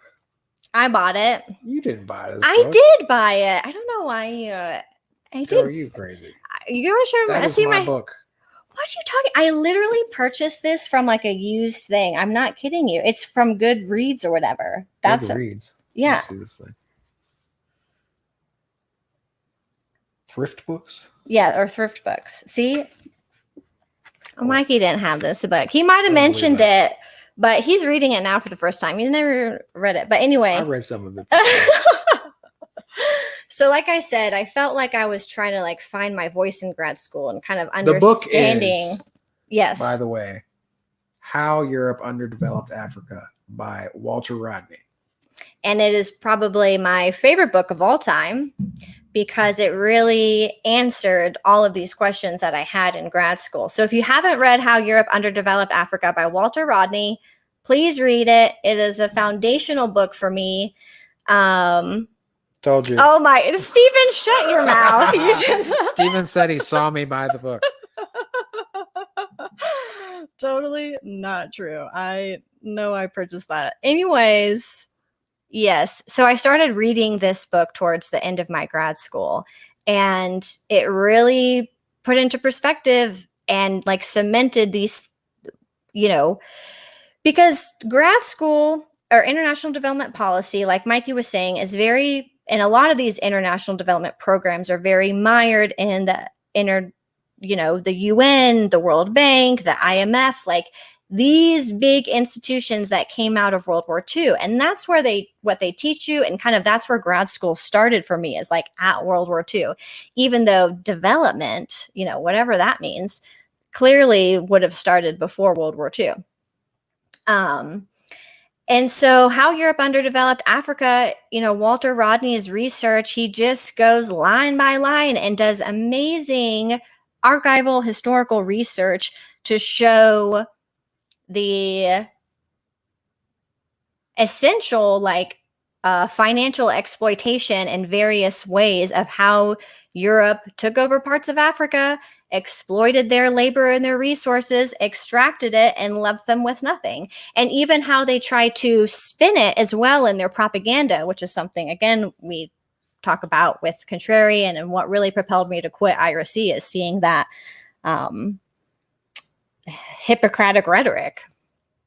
Hypocritical rhetoric. Thank you. Hippocratic. That's not, I just combined. That's an oath that doctors. Yeah. They should take a hypocrite, though. Yeah. They should. Yeah. Do no harm. Yeah. So that book was very instrumental for me, and I highly recommend that. And like I said, that book taught me, just as much as anything in grad school. And I treasure Walter Rodney, and something hopefully we'll get more into with Contrarian in terms of exploring Pan-Africanism and Black radicalism, and those things we're really interested in, because those kind of tie into decolonial thought, which is sort of what Contrarian is about. So for sure. Yeah, I mean, that really, that book is really like introduction to Contrarian Humanitarianism. In a lot of ways. Yes. That's the first book you should read if you want to understand where we're coming from and what we're talking about. I haven't finished it yet. I'm sure it's not perfect. It's dated. If you don't know, Walter Rodney was assassinated when he was pretty young. Yes. A little younger than me, I think. Yeah, he was in his early 40s, I think. He wasn't. He Early didn't 30s. make it to 40. Yeah. No, I said early. Did I say 40? 30s? I said early 30s. Yeah. Anyways, in Guyana, that's a whole nother story, but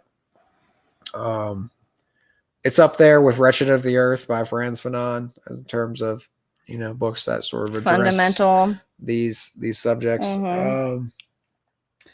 So once you read that book and you're going to Duke University International, Development Policy Program, you're going to have some issues with some clashes and whatnot. Right. Like when you go to the World Bank on your school trip and you see all their African motif that they have in the on display at the World Bank that they probably, I'm sure, stole somewhere or the other. They're borrowing it. Yeah, borrowing it. Mm-hmm. Yeah. It reminds me of the Black Panther movie. When he goes into and he's asking about, like, he's in a museum, I think in England or something, and he's asking about the, historical African artifacts. Anyway, that's a thing. So yeah, what you were saying, I think what you're going to is that I was getting pretty radicalized, like working with people for 4 years, traveling around the world, seeing conditions in the United States, around the world, all the things that people are facing, trying to understand, going to grad school, trying to understand the institutions that are supposedly responsible for fixing things. And then, realizing that they're also promoting and perpetuating a lot of the horror that is occurring and causing these disparities around the world. So when eventually I get a job after graduating at International Rescue Committee, which Refugee Resettlement is one of the many things that this organization does, I was like ready for the frickin' revolution, because also IRC has a little bit of a kind of revolutionary type history. There are some sort of more radical people in the beginning and the conception of IRC than other organizations, which often can be more religious based. And that wasn't something that I was looking for. So, and also IRC has a big research component. That was another thing I was interested in. So yeah, I go to IRC and like, I have this managerial position and I'm ready to hit the ground running. Like I'm ready for the revolution. I got all these experiences. I got my degree. I got my Walter Rodney, inspiration. And I'm like, all right, what are we gonna do? Mm-hmm. Let's roll. And turns out IRC, not a great organization. I mean, it's very big, so you don't want to paint in too broad brushes, but there are elements, of course, that people do within the organization that are helpful and beneficial and whatnot. But overall, the structure is similar to that of most large humanitarian organizations, where a lot of the money is, propping up people's salary. David Miliband makes about $1 million a year. And, the top, however many people make at least like, 100, 200, some K, and meanwhile, like entry-level employees and also interns and volunteers make nothing. Entry-level professionals make probably starting around 15, like it's pretty and then low. People don't really, you can move up somewhat, but then at the very top are people that didn't work their way up there. They were just, or at least on the boards. Advisory high boards. execs. Yeah, these are just essentially like rich people. Yes. And, you know, big wigs that have politicians, good looking resumes in terms of like their educational achievements and whatnot. But like a lot of them are just straight up Wall Street guys. They gave a freaking humanitarian award to, I forget his name, but he runs, it's either BlackRock or Blackstone. Oh, that BlackRock, yeah. I think it's BlackRock. This massive hedge fund company that has all this money in defense contractors. IRC has also had issues where their money was suspended for a while under suspicion, but like very strong circumstantial evidence that there was sex trafficking going on that their employees were involved with in certain areas that they were doing, you know, humanitarian work in. David Miliband, the CEO, as Erin mentioned, has, you know, in the past, as a politician, supported the Iraq War. Yes, he voted. Yeah, intervention into Syria. Yeah, military intervention in Syria. His first week at IRC, he wanted military intervention into Syria. And because he said that would allow humanitarians to do their work if the military came in first and killed everybody, and then the humanitarians could go in and save everybody. Yeah. And this is all kind of macro stuff. Yeah. But then there's, you know, not surprising in an organization like this, Erin comes in and not too long, some issues start to arise. First of all, it's not a very well-run office. So Erin comes in and starts pointing some things out like, hey, this isn't right. And the financial people are like, thank you, Erin, because we've been trying to tell them this the whole time. And of course, this makes her instantly unpopular for pointing these things out. Well, let's just say what it's about. It was about freaking overtime. And my team had an enormous amount of overtime that should have never been accrued. And their supervisor, my supervisor, for certain people. Yeah, for certain people were allowing it to happen. And it was dwindling budget constraints considerably because it had been going on for a long time. And so I specifically worked with our accountant, and he, you know, explained everything to me because I was the one that had to sign off on this overtime at first. And the first time it ever happened, I was blown out of the water. I had no idea what was going on. So I bring this up just to say that, like, from a worker's perspective,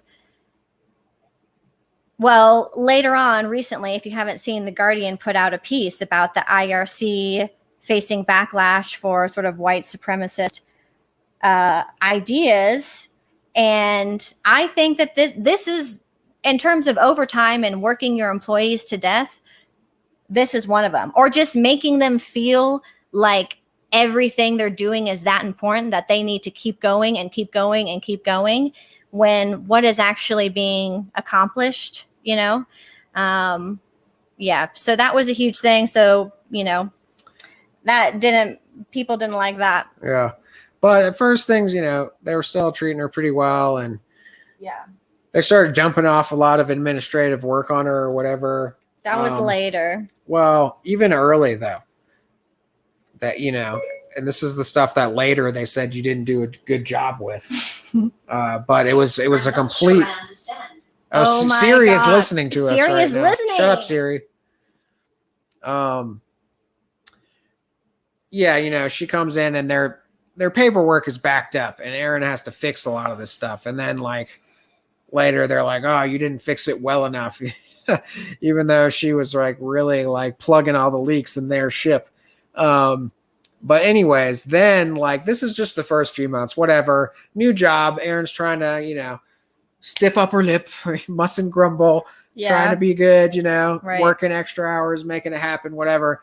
Then the pandemic hits, and this is when stuff really starts to come out. And the Black Lives Matter, like, which had been around for years, obviously, but because of George Floyd and the pandemic and everything, like, this became a major issue, not just in popular culture, but to the point where organizations felt the need to chime in and, discuss this at work and et cetera, et cetera. So, of course, IRC being, humanitarian, sort of supposedly progressive kind of organization, starts giving all this lip service to, oh, we support racial equity and Black Lives Matter and da-da-da. And also, with the pandemic, we want to hear your concerns and blah, blah, blah. And, we're going to work this out anyways. So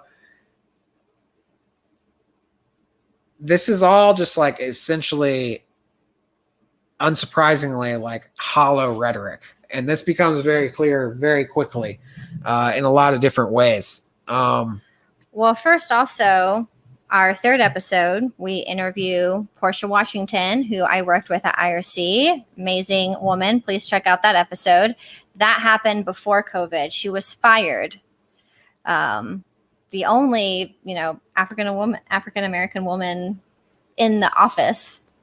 There were other Black people over there from Africa, and I stress that because I think sometimes organizations like this can hire Black people from Africa or not from the United States and say that they're diverse and they're not racist or this and that. And I'm not saying that they shouldn't hire people from Africa. They should. I'm not discriminating. But I'm saying I think that sometimes, especially white women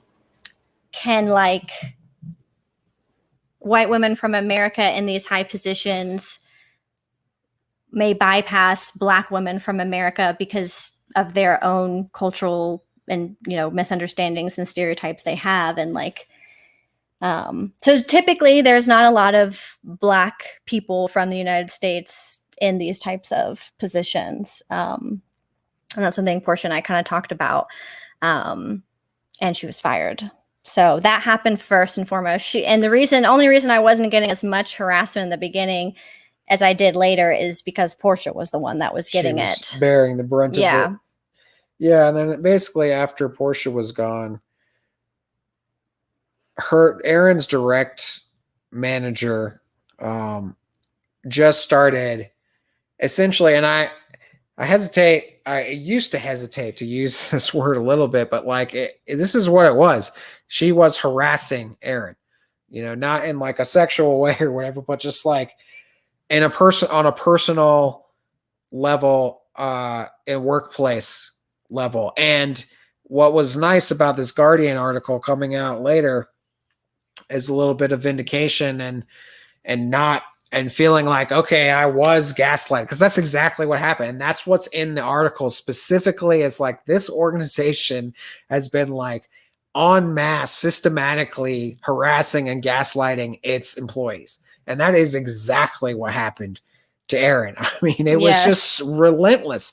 And I told her it was really clear. And this is where we'll get into maybe some advice or whatever about how to handle these situations, how to be a contrarian in organizations where, if you speak out, you get labeled as a black sheep and outcast and whatnot. Yep. That it was clear this woman was angling to fire Erin. She was like working up to it and like building a paper trail of emails and like, you didn't do this and da da da. And it was all BS, but she knew how to play that game to a T. And it was making Erin miserable the whole time. So she ended up just deciding to quit. And on the way out, she gave everything she had to HR. This was a long process that dragged out months, and really, we can talk more about that in a minute, whether you should do that, how that went, etc.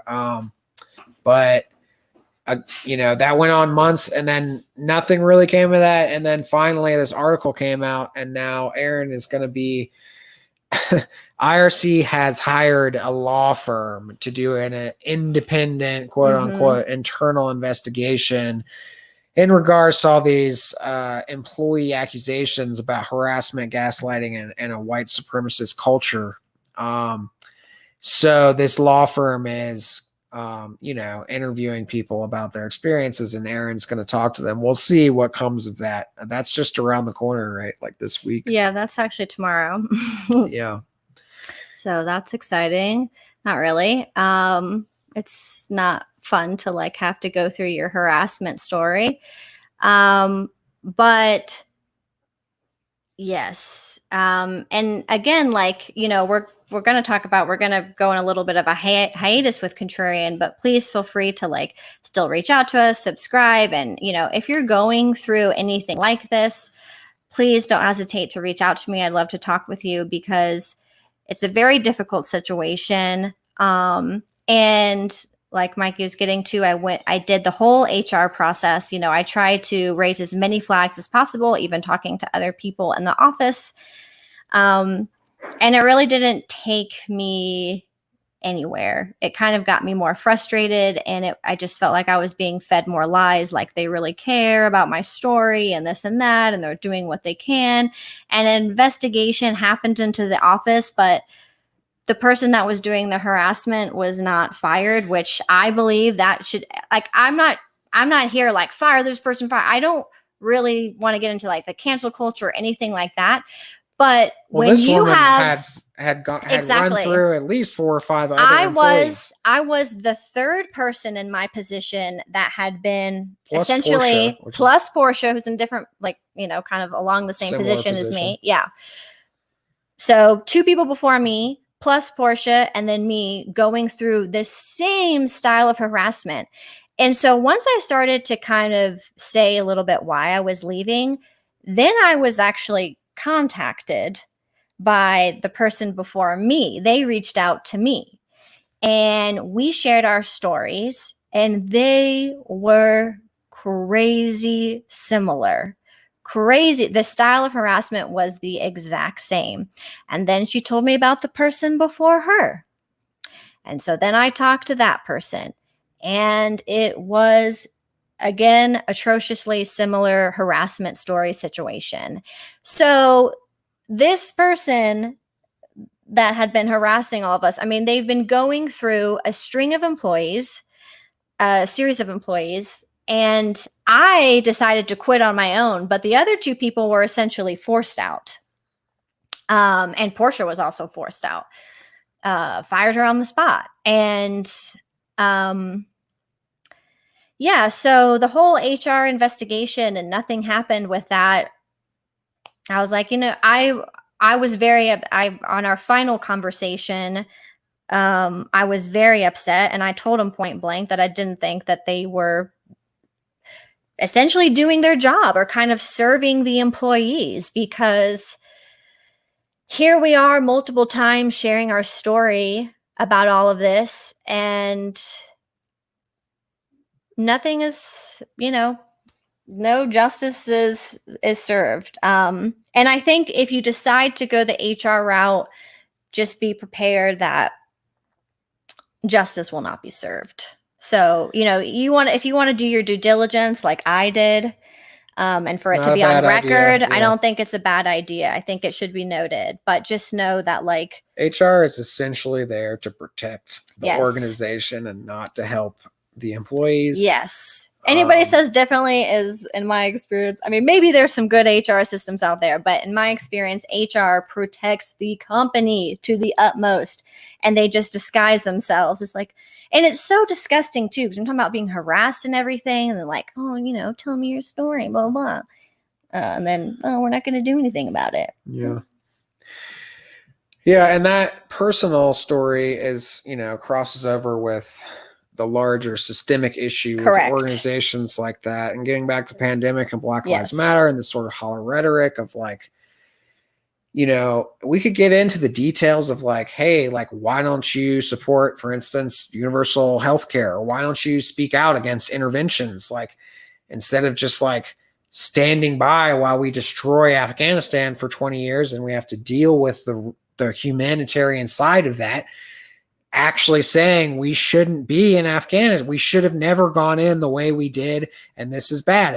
And like organizations don't want to do that. They say, oh, we're apolitical, but this is where our whole sort of thesis comes in, which is, and Walter Rodney too, is that, you know, nothing is apolitical. Correct. These systems are highly politicized, and they have political agendas. Those political agendas serve certain people for certain reasons. without getting too specific, basically like Western powers.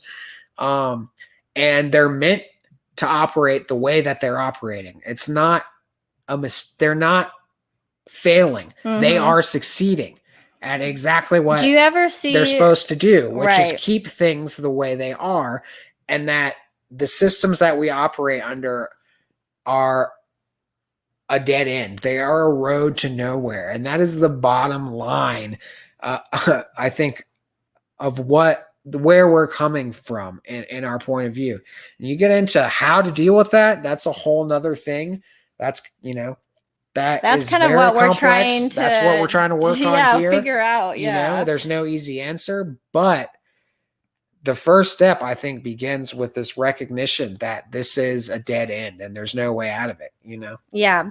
no way, but like as long as we are operating under these systems. And that's what every time, you go into these organizations and you say, hey, this isn't working. We need to really change things. That's the point. Yes. No, they're not trying to change anything. Make a few tweaks here and there, like a diversity and inclusion team, a little club you can join, which I'm not saying is a bad idea. Let's have our employees learn about different cultures and racial oppression and systemic racism. But, well, they won't even touch systemic racism really. But, yeah, they do little things here and there, but nothing substantial. And so when COVID happened, first of all,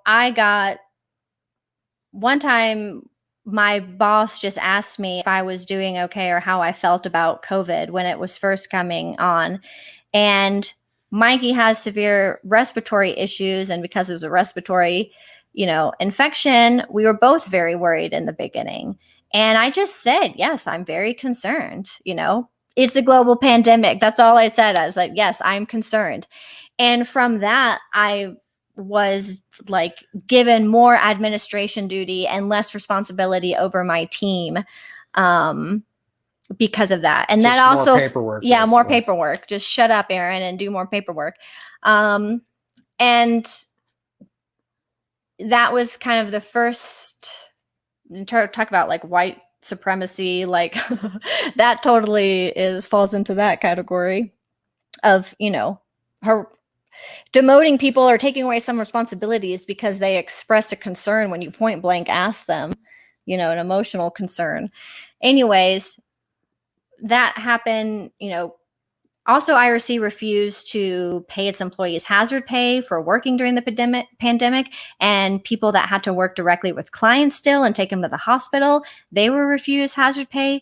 So I just thought that was fucked up. And because I was a manager, I was privy to some more conversations that I shared with other staff that weren't in those managerial meetings or whatever.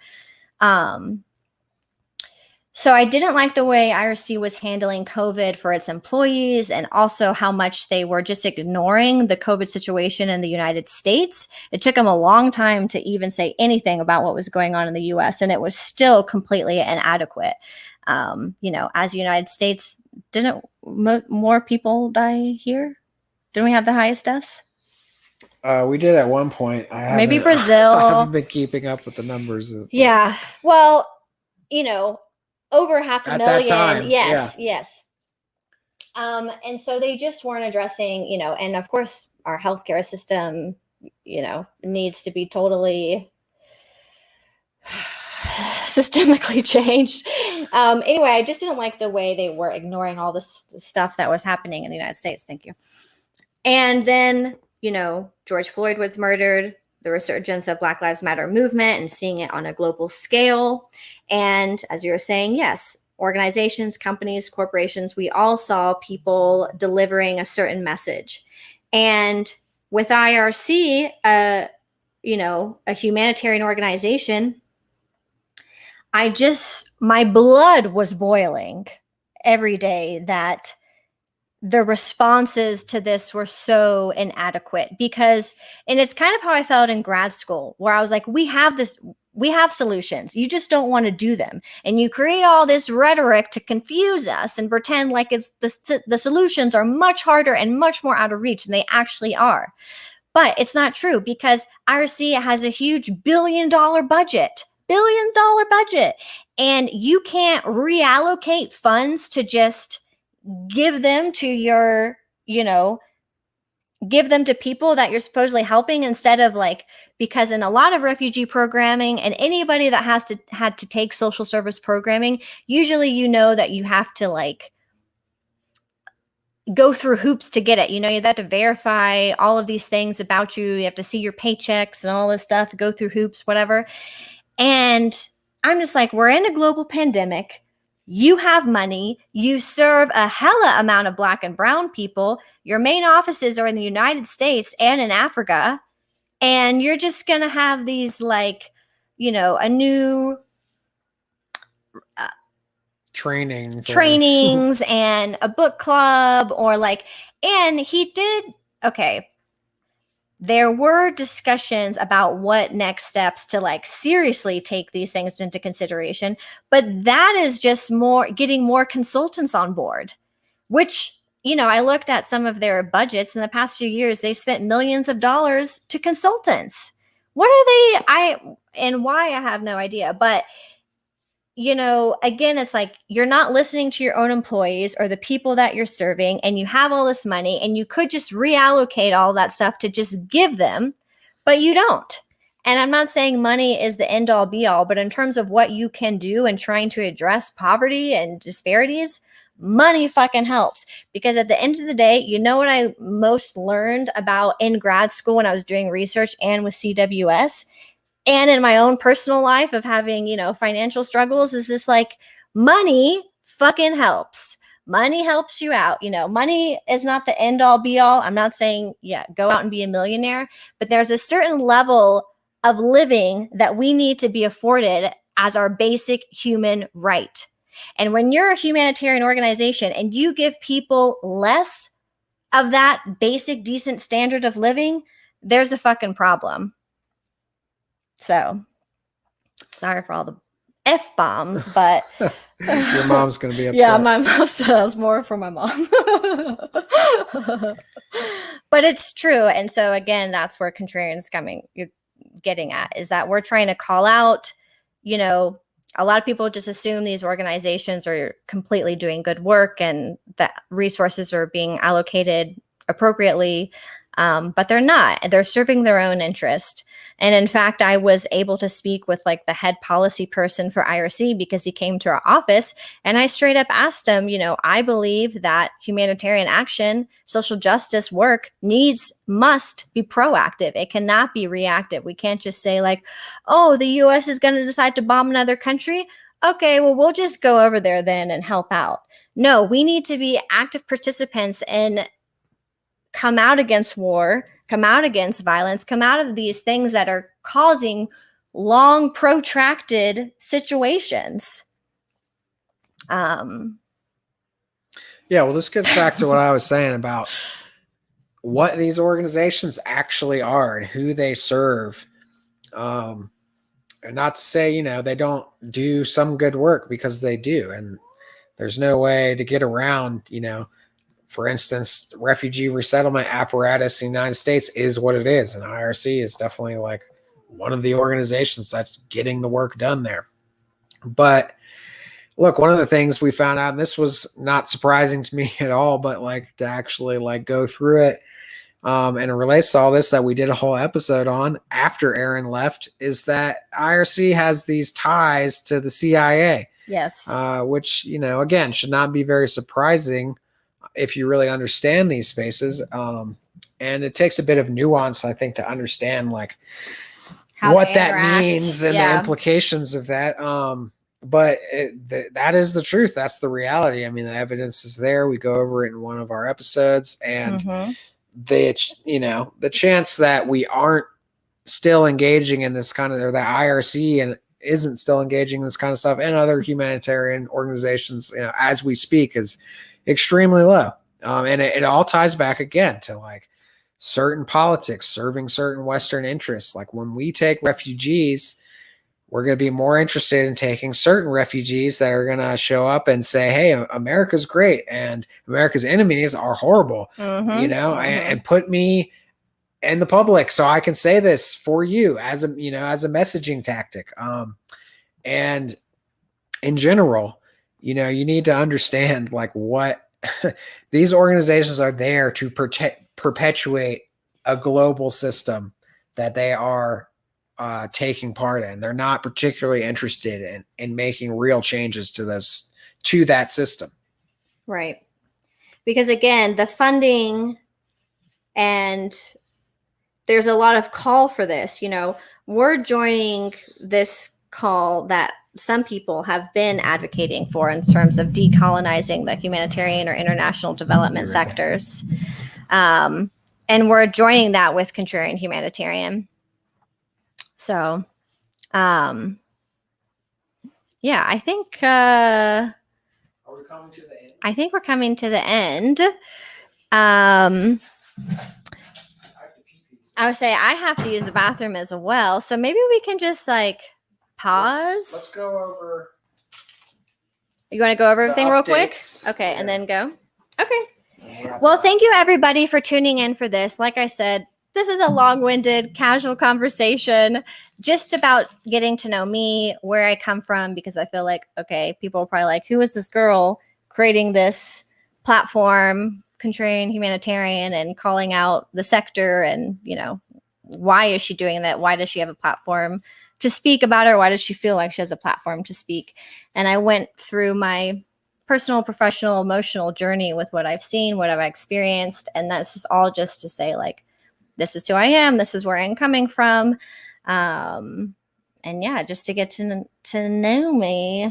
Yeah, we're hoping to build a little more of a community. Yeah. As I mentioned earlier, we have some agreements and disagreements about like where the show could go, especially with funding. Eventually, we're going to need a little bit of money just to like keep our subscriptions for streaming things open and whatnot.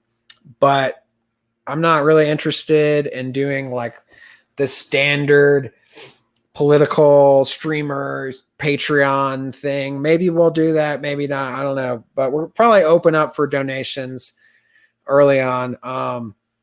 Hoping to grow this project that we have. We've learned a lot. We have some big plans moving forward to like make things better. I started this with all the branding and everything, that I wanted it to be like kind of grassroots and feeling. And well, it is grassroots. It is grassroots. Yeah. I didn't, I wanted it to have this sort of almost like bootleg feel to it.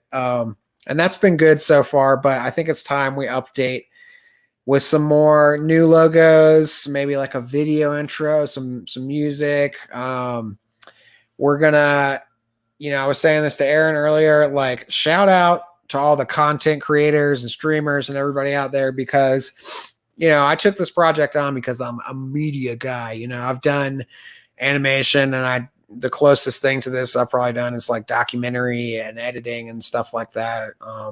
And he's just the best partner. Yeah. But point being, this is a whole nother game. I still have like a ton to learn. It's very difficult. People kind of make fun of this stuff. Like, oh, you got a podcast, you're streaming. Ha, ha, ha. It's a lot of work, really y'all. Hard. It takes a lot of organization, a lot of time, even just like staying engaged on social media is like really exhausting. Job, yeah. And I am not a social media person. Yeah. And we're not social media people, so we're only going to go so far with that. But that said, we are going to try and be better, be cooler, be hipper. Like Facebook is like basically obsolete at this point. We're still going to use it, but all the young kids are on other platforms. We're trying to make a TikTok. We've got some friends we're going to bring into this situation. So to help us be, our workflow better. So we're banging out audio stuff. More content. So it's like good to go. We don't have to do editing, plug and play. Things are faster. We're breaking down videos into smaller segments. So you have like topical, cultural appropriation. What does Contrarian Humanitarian think about that? A little 10-minute segment on that, or like we would chop up this video here. Right. Roundtables, something we really want to do. Yes. So I was speaking about the kind of community we do want to build. We don't want your typical, angry Twitter, leftist, drama. We're trying to stay as far away from that kind of stuff as possible. Yeah. People who are like interested in actually building something, that we could. Christina says, I can help you be cooler and hipper. No sweat. No sweat. Nice. All right, we'll get up with you, yeah, Christina, about helping us be cooler and hipper. But people are interested in building something. People are interested in the humanitarian sector in general. If you've worked here, even if you have a lot of very different views than us, please hit us up. If you've been affected by the humanitarian we want to sector. have these roundtable sort of Zoom discussions. So instead of like formal episodes every month, we'll have that too. But we want to have less formal, just discussions. We have 3, 4, 5 people on, throw out some topics. It's not so uptight and stuffy, and you don't have to worry about stumbling over your words or remembering everything or whatever. It's just a discussion, to keep people engaged, keep the conversation moving forward, so on and so. Just create an inviting space for people to learn about this stuff, because it can be complicated. It's difficult content. In terms of, we're talking about atrocities all around the world and hardships, and, how do we address that systematically? How do we come together as a community and organize against it? So,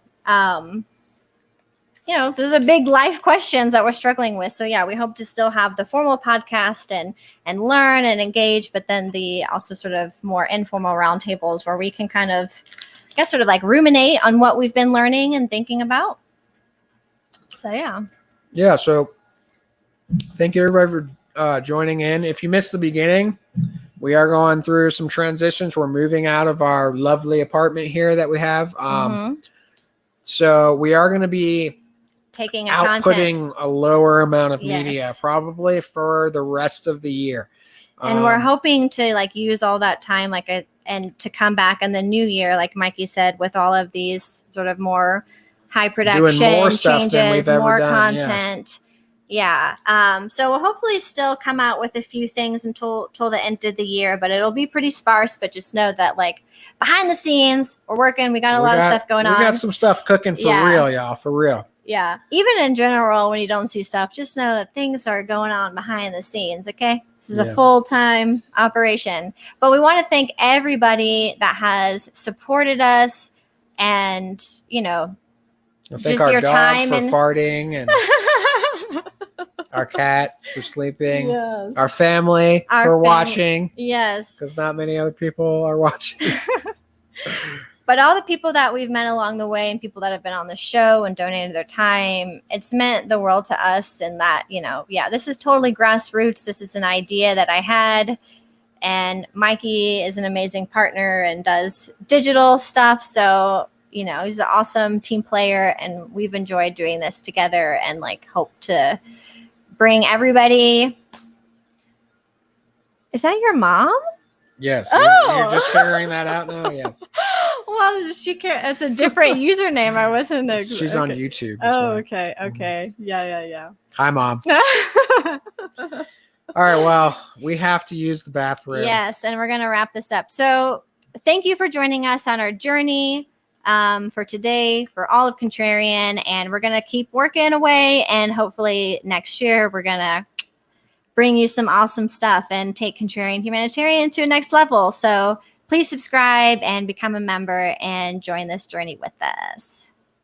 All right. Yeah. Thanks for joining in, y'all. Bye, y'all. See you later.